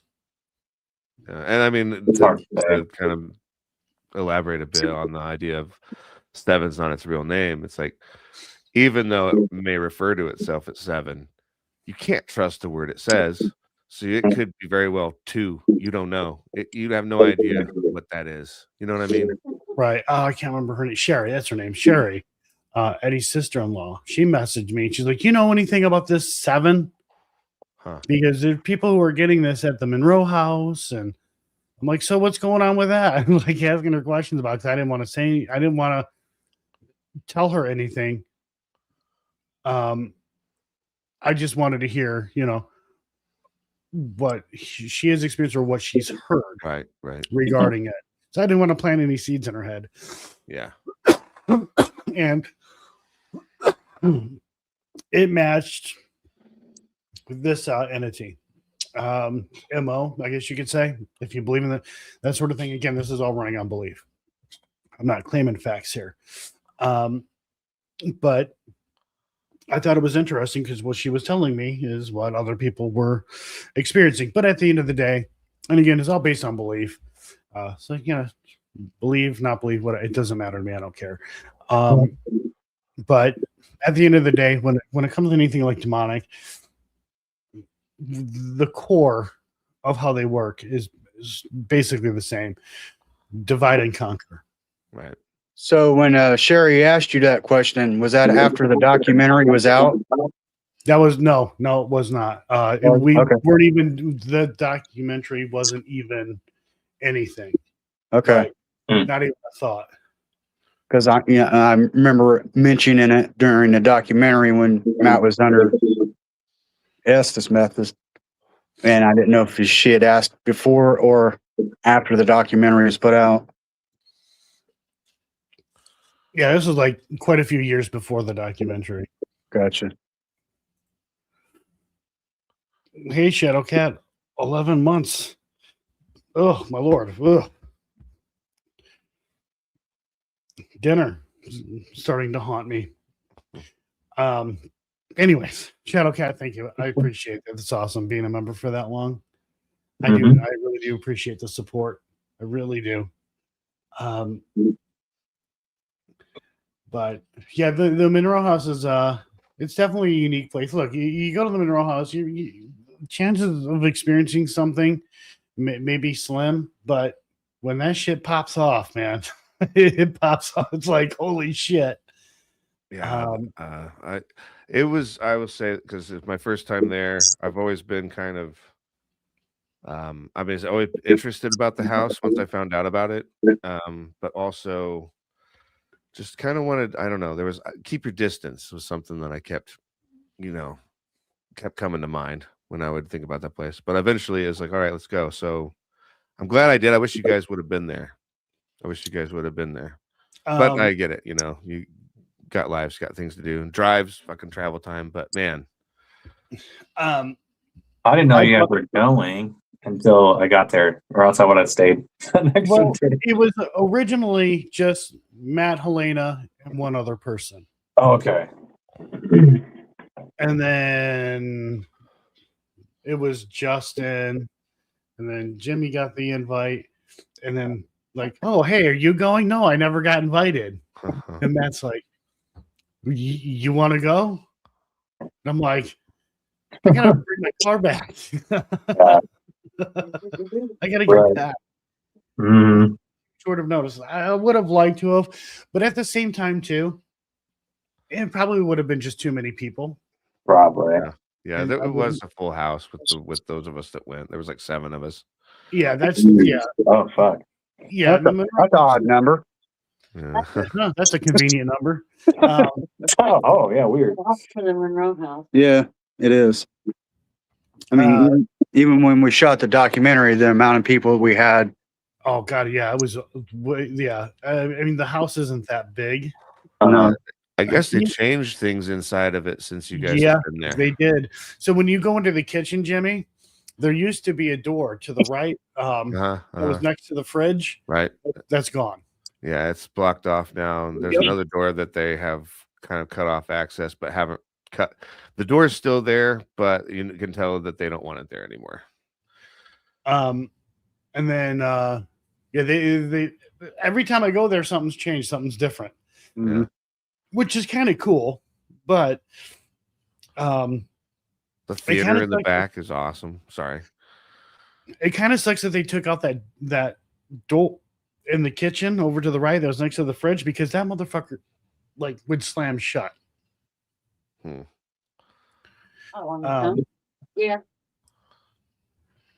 Like I was there one time with 2 other people. We were upstairs. We called it the Ouija board room, but now it's got like the dolls and shit like that up there. You know what room I'm talking about, Jimmy. Yeah. Same thing with Dwayne and Tanya. But we were up there and I heard bam. I'm like, holy shit. And it shook the house.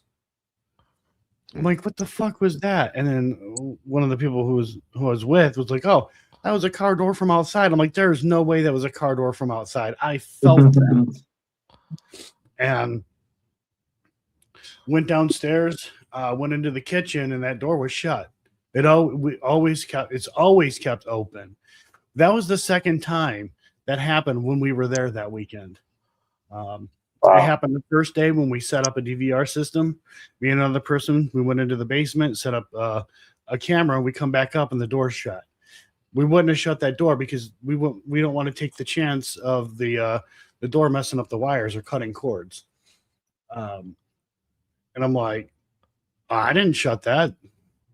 The person who was with me didn't shut it. And then we asked, because there was the 3 of us total. We asked the third person, hey, did you shut this door? She's like, no. It's like, I didn't even hear it shut. That was the first day. And then the second day, it slammed shut.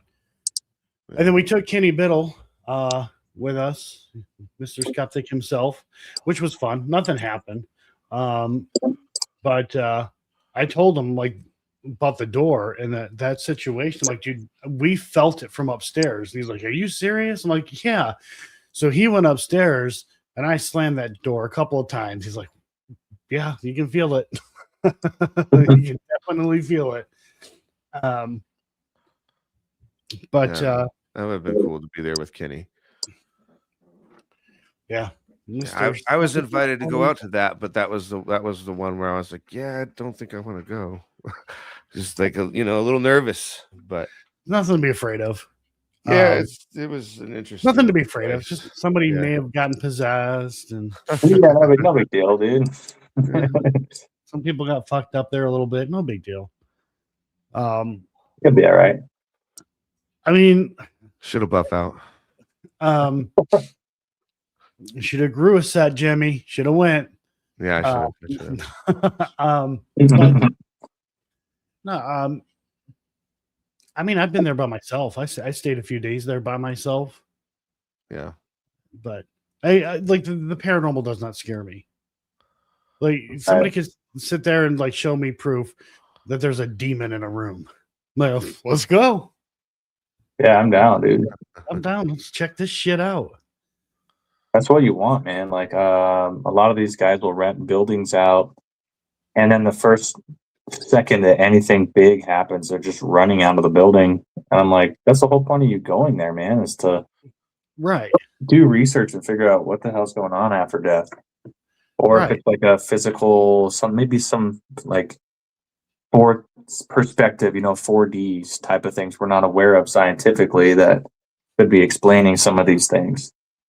Sure. Right. What I think killed me, it was a show that was on Netflix, 28 Days Haunted.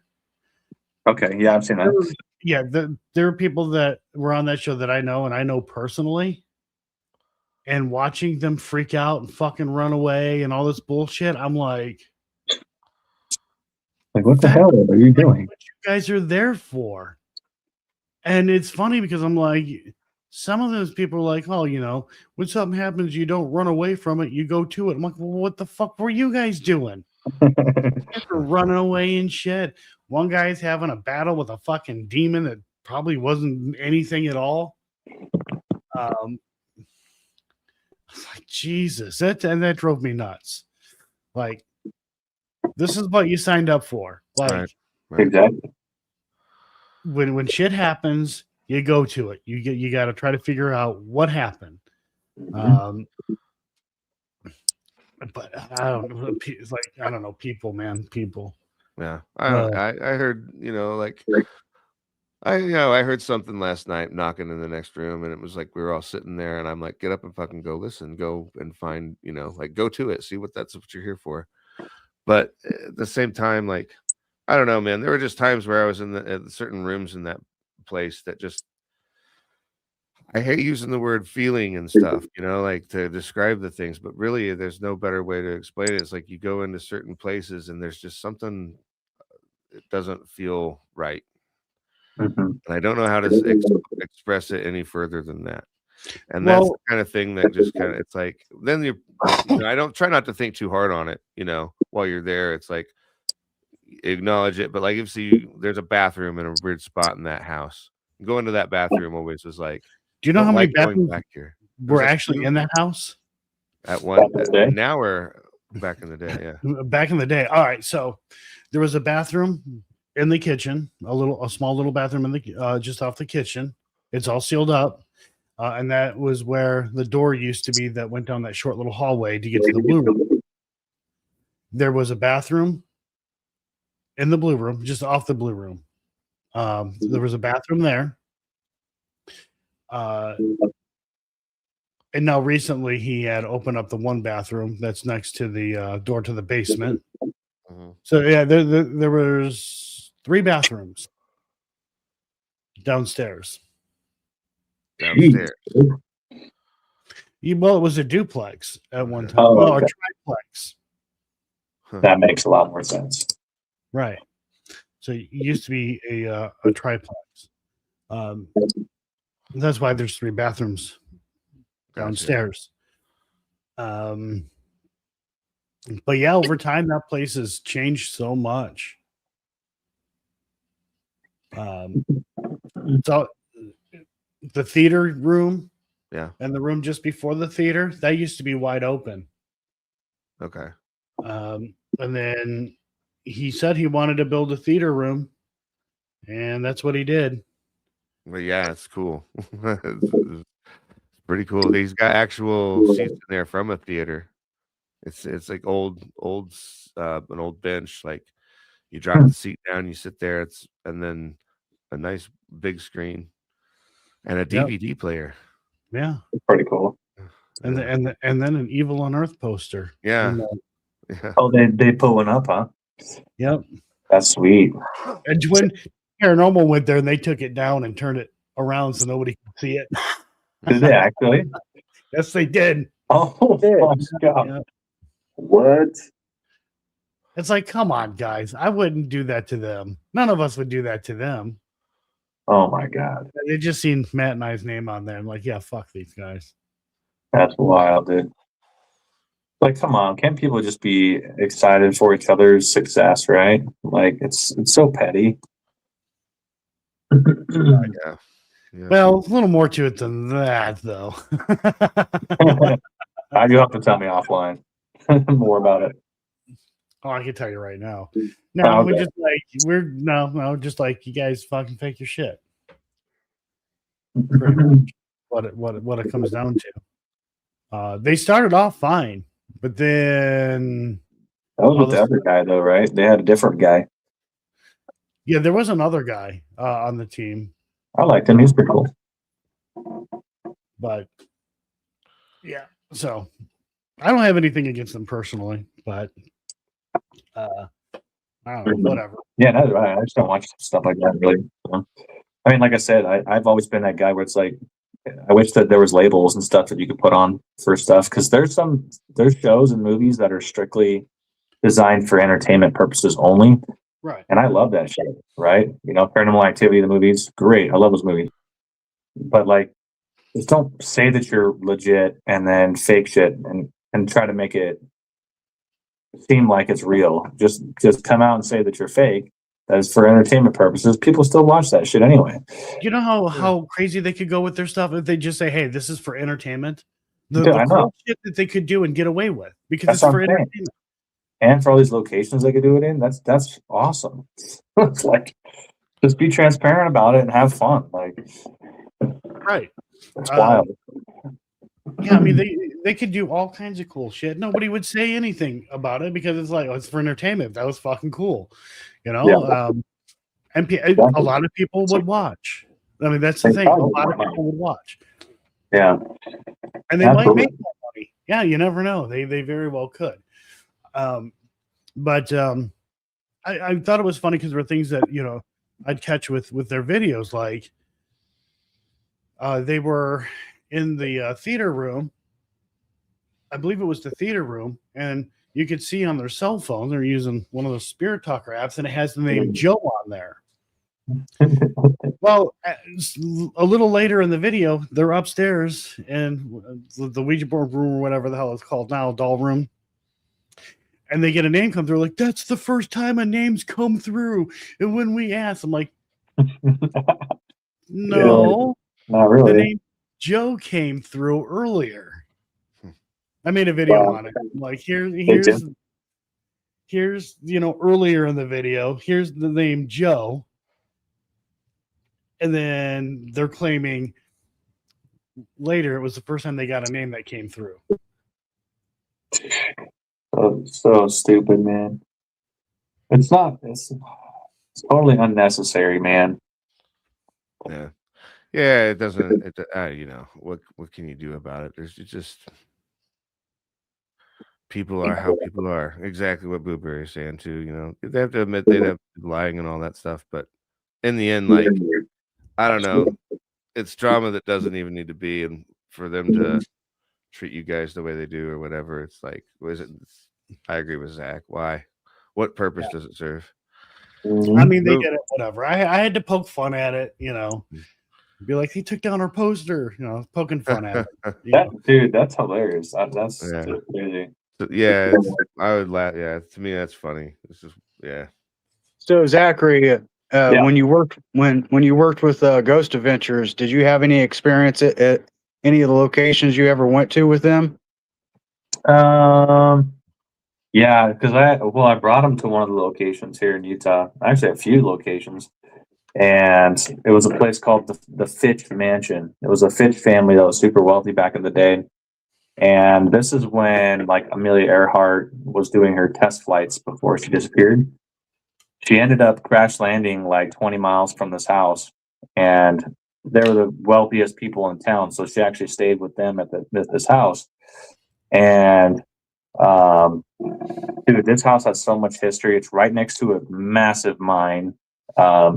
And so just the energy there is nuts. The owner, she invites people in from all spiritual backgrounds to come and do ceremonies there. So Satanists come, Native Americans come, investigations used to come. And it just like, it was just insanely active. That was the number one place I've ever had like 3 to 4 disembodied voices in a single night, audibly heard when there's no one else in the building. There's kids there, spirits, but I was there filming with Dakota. We were doing behind the scenes stuff, B-roll reenactments and things, dude. And we're sitting there in the front room, and all of a sudden we hear a little kid ask for their mom. They're like, "Mama," and me and him were like, "What the fuck was that?" It was like a little boy, dude. And then I captured on. I'll send you guys the video. But me and the psychic chick that I was dating at the time, we were upstairs in one of the bedrooms, and there's a bathroom off camera left. And I'm sitting there, and we're all kind of joking about how she's kind of like, we're feeling something. She's got a plotter circles in her brain. And as she says that, you hear a disembodied voice. It's clear on the actual camera, but it's like a guy drowning in the bathtub. You can hear his voice like distorted from the water. And he says, "Get in here, I'm drowning." And it was like, what the fuck? It's crazy. It was in Utah. It's called Eureka. Huh. Eureka, Utah, man. It's a mining town. It has like more people that are dead buried there than alive, even like right now.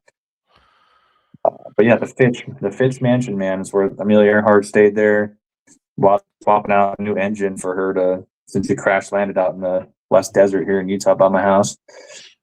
So it's cool history, man. But they went in there. Literally, this cool little fact here. So Ghost Adventures back in the day, they used to stay a full night, locked down 12 to 16 hours videoing now. For that shoot, it was so active. They were in that building for less than 2 hours, and they got an entire episode worth of a whole hour-long episode worth of evidence, and they just left after the hour. Yeah, dude, it was wild. But the lady, after that happened, man, she became like obsessed. Went off the rails, tried to sue a bunch of people, including me and Zach Bagans, for just weird stuff, man. But yeah, someday I'd love to go back there and bring people, but we'll see. Yeah. I was asked, how long did you work for Ghost Adventures? I did a little bit of location scouting, 3 years, something like that. And then just would help on B-roll, do some PA stuff. Yeah, it was a good time. I sort of learned a lot. I unofficially, for whatever reasons, did scouting.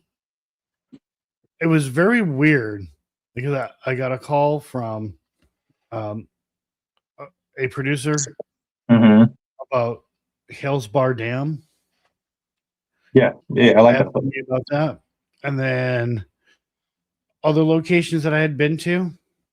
And then I started getting calls from other producers, production companies, and shit like that about different locations that I've been to, want to know, what was going on with it. Was it worth filming at these locations and stuff like that? And I'm like, how does that happen? Like, how did these people get my they're calling me on the phone. Yeah, it's not like an email and asking me about locations. For a little while I thought it was like the same production company, then I realized these were different production companies. And I'm like, which was fine, I was okay with that, but it was just kind of weird to me how that would happen. Why different ones would come to me and ask me about these different locations. So I never understood how that. I mean, they watch a lot of stuff, like the Ghost Adventures crew. They've hopped in a lot of like my live streams and things back in the day. They watch a lot of content in the paranormal for the community. Well, I know one production company did. A producer, he got a hold of me after Matt and I went to Benton Farmhouse. And they're like, yeah, but watched your Benton Farmhouse episode on YouTube. like interested, but I was at the same time. I'm like, they may be interested, but nothing's going to come because look, and Zach, you also know this too. A few years ago, this like whole thing out of nowhere, production companies were getting a hold of all kinds of different investigators. Oh, we want to do this TV show. The information was vague, and then people are like, oh, we just talked to a production company about a TV show. And in the meantime, I'm looking through my news feed. Here's like hundreds of other people. Oh, we talked to, about, a TV show. And I'm like, right. Nobody's getting anything. Yeah, because they always do fillers. It sounds terrible, but they call them fillers. So they're reaching out, feeling the community, like just to get ideas, poking things, and then they'll end up going and producing it. So yes, they kind of get ideas. They like, hey, yeah, throw something out there, see if you bite, and then hand them over your idea, and then they'll run with it. Or true, man. They have other plans, like selling it to another production company or selling it to a network. And when you sign the contract, it's predatory as fuck. Been there, done that. So like you think, oh, might get a TV show. No. Somebody is going to have your personality and your idea. Yep. In another TV show. That very well could happen. It does happen. Yeah. I mean, a lot. I don't know if I told you, you remember back in the day when Twitter started, X, I guess, but when it was Twitter, they started that live streaming app called Periscope. Yes. When that first came out, my buddies and I started, like, we're one of the first paranormal ghost hunting channels that would live stream twice a week on Tuesdays and Thursdays from various locations. And so we would get together here in Utah and we'd go to the Fear Factory. We'd go to Asylum 49, the Tooele Hospital, all these other places. And we actually got reached out by Periscope directly to become the first like paranormal ghost hunting show on that app. And they would essentially give us their password for that main account, which had like 1 million followers. And every, twice a week, we'd go somewhere else around the country and we would log in with their account, a live stream off their main account, which would have been super cool, man. But dude, I'm not kidding you. The way they wanted their contract was so extremely predatory. I was like, there's no way in hell we're ever signing that, because like they own your ass in perpetuity, your likeness, your idea. I mean, we had to pay out of pocket for everything. Like we had to literally travel every 3 days, and it was out of our own pocket. I was like, what the hell? That's insane. Right. So we obviously turned it down, but like, yeah, that was crazy. But yeah, like I said, we would just go live and we'd have like Lennox Lewis, the boxer from London, he would hop in our lives, and all these other pastors and, Aaron Goodwin and those guys would just hop in our lives. So cool, dude. But how far this community has changed is actually mind blowing in the last 10 years. Yeah. Oh God. Yeah, I know. Yeah. Somebody's like, hey, I was a historian. That's funny because we talked about that over the weekend when I was on Kiddard's Church for like 18 seconds. They had me as a historian, and I'm like, they did not want to mention that I was an investigator. They did not want me to mention anything about investigating Hell's Bar. Nothing. Really? Brian's a cool guy. I like Brian. But Brian, he's like, yeah, we're trying to break the fourth wall. Brian Garrity. Brian Garrity. Yeah. And Brian Garrity, he's done Ghost Hunters. Or is it Ghost Nation, I think. He's done. Yeah, he's. I don't know if he still does it. I'm not 100% sure. Worked with Josh Gates and his shows. So, but Brian, Brian's really cool. But like, we're trying to break the fourth wall. We want to make it like, nobody's investigated this place and things like that. And then they make it sound like, oh, they called us to come in here and investigate. And it's like, no, you guys got a hold of them. That's how that works. Right. And by no means am I saying the show was fake. I didn't observe anything that they did that was faking. Pretty much what they experienced was what a lot of people experienced. Even things that we didn't even tell them that were experienced, they actually experienced. Because there were some things that I purposely left out just to see that they could experience that stuff. But it's funny because everybody was already at the location. But when you watch the TV show, it looks like they're going to the location for the first time and meeting everyone for the first time. When that was not the case at all. Dude, I'm telling you how scripted those things are, man. It's actually pretty crazy. And when he says scripted, it doesn't mean they have a script written out or anything. It's not like a movie. It's not a movie script. It's scripted means like well planned, and the executive producers everything's shot listed. It's ready, like scheduled. So, and the day before they showed up to film, I was outside of Hales, was having a cigarette, and I see this vehicle pull up. I see a guy get out, and I'm watching this guy, and he pulls out this fucking scope thing, and he's doing this shit, right? And I'm like, that's a producer. Yeah. Oh, yeah. And probably a clipboard too. A lot of times. I don't remember if he had a clipboard or not. I just remember it looked like he's like trying to be a fucking pirate or something. But and then I told the people who were running the haunted tour stuff at Hales, I'm like, hey, like, see that guy over there? They're like, yeah. I'm like, that's the producer for the show. Watch what he's doing. He's looking at shots. He's getting ideas and putting things together. The other thing too was when they came, they talked about they already knew the premise. They already knew what they were going to do. They were going to focus on the Native American aspect. And when they said that, I'm like, yeah, that's not going to happen. They claimed a curse, which a lot of people believe that area was cursed, but it honestly was not ever cursed.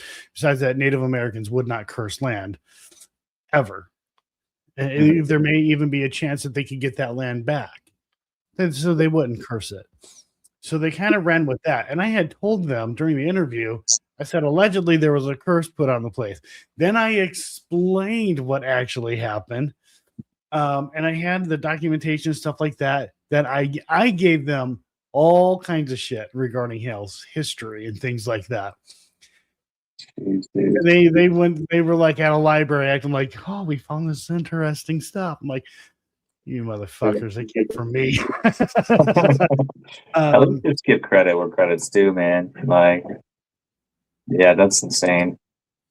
And then they so they took what I said about, because I was purposely watching every word that I was saying.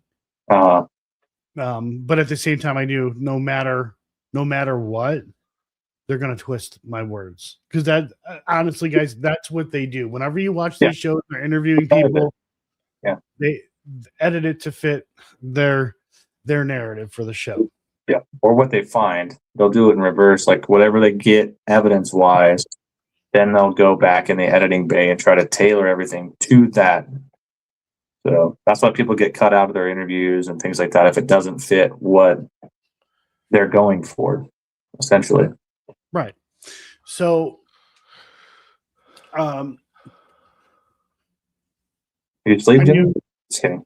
No, I'm here, man. I'm just listening. I'm fascinated, brother. No, I heard that. I thought you were snoring. I was like, oh, here we go. No. So they tried to go with the Native American thing, and Amy came in and said, you need to get a hold of the network and let them know the Native American story. It's not here. That's not what's going on here. But they still shoehorned it in. What was cool, though, is I investigated the place almost every weekend. And one of the things that I had noticed somewhat quickly was whatever was there liked to mimic. So I'm like, okay, so this thing likes to mimic equipment and things like that. So I started to do a specific whistle every time I'd go in there. And it was always the same spot, a specific whistle. And I started hearing about other people hearing this whistle. And I'm like, hey, can like somebody send me the audio of that? I would like to hear it. Eventually somebody did, but on the show, they actually captured it. And they were like, was that any of you? Like, did any of you do that? Like the crew, they were talking to the crew. Like, no, it's not us. They're like, come on.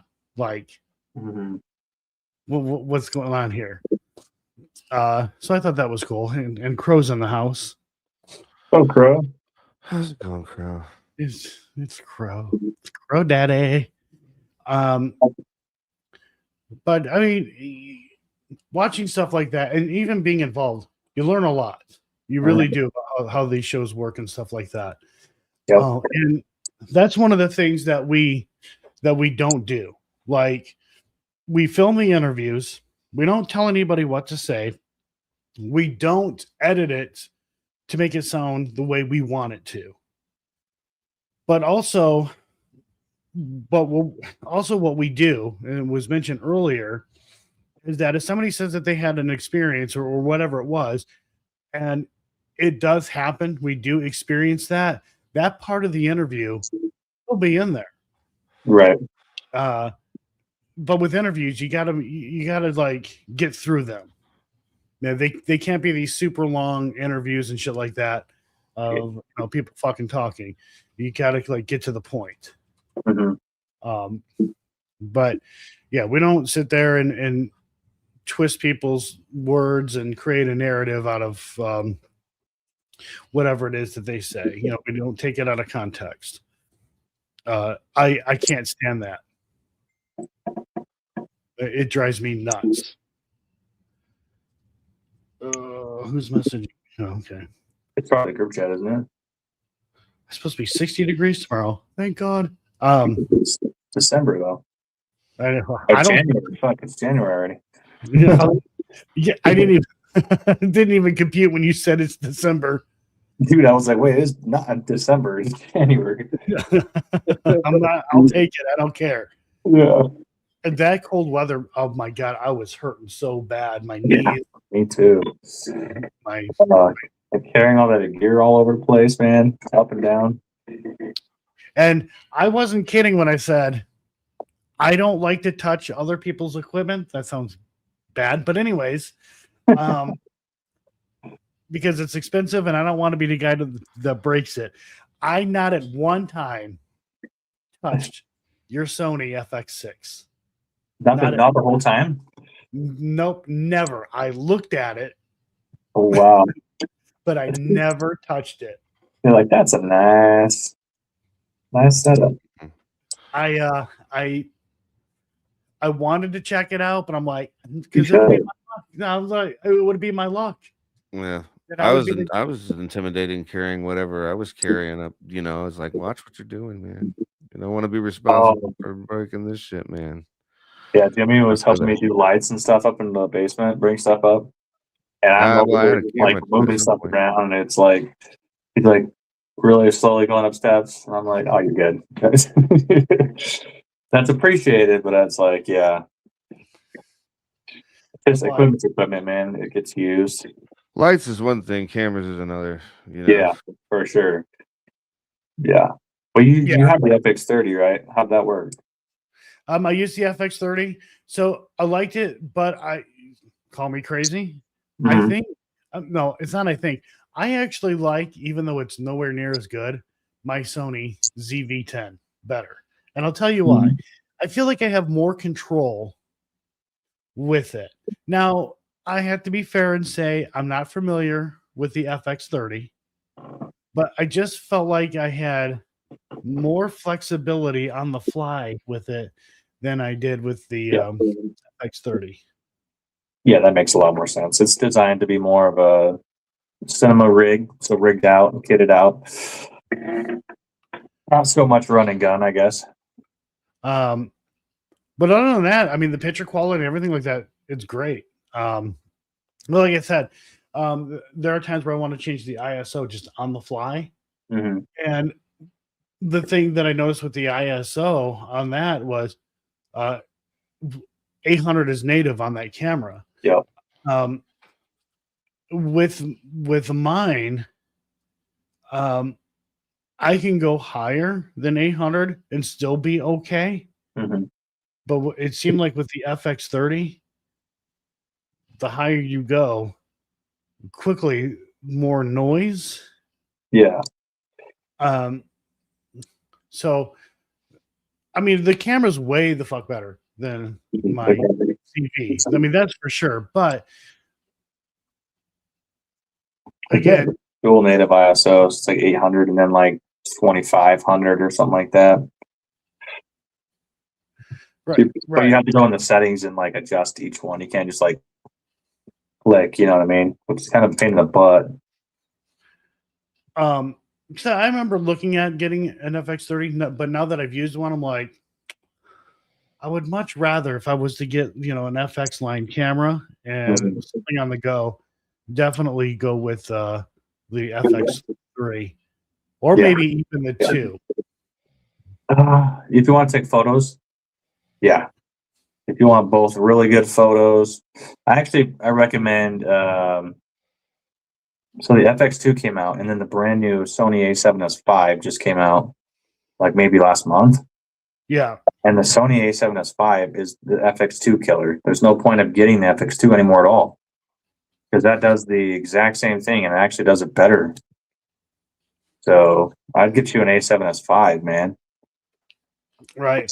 But I do plan on, I hope, anyways, see how this whole thing turns out with royalty check. Getting the Pixus. Dude, that'd be sweet. Yeah, you'll like that.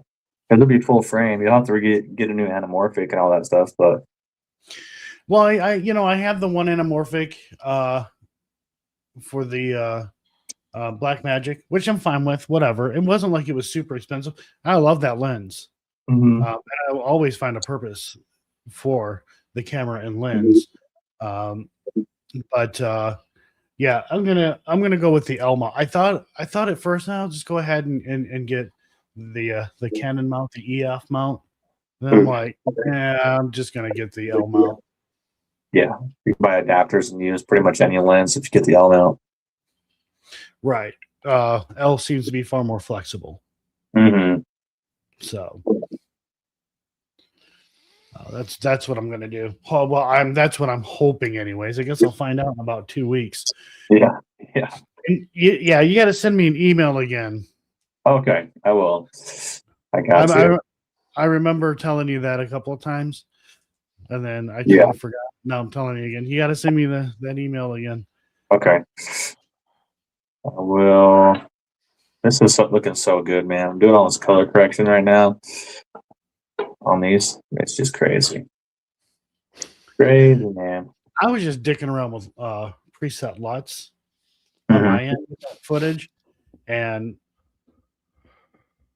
some of the I had got to use different ones because of course you're in different shooting situations and stuff like that. Plus your guys' camera was closer and things like that and under the right lighting, whereas mine was kind of back and not in the best spot for the perfect lighting or whatever. But just even messing with LUTs, I'm like, Jesus Christ, this looks like a movie.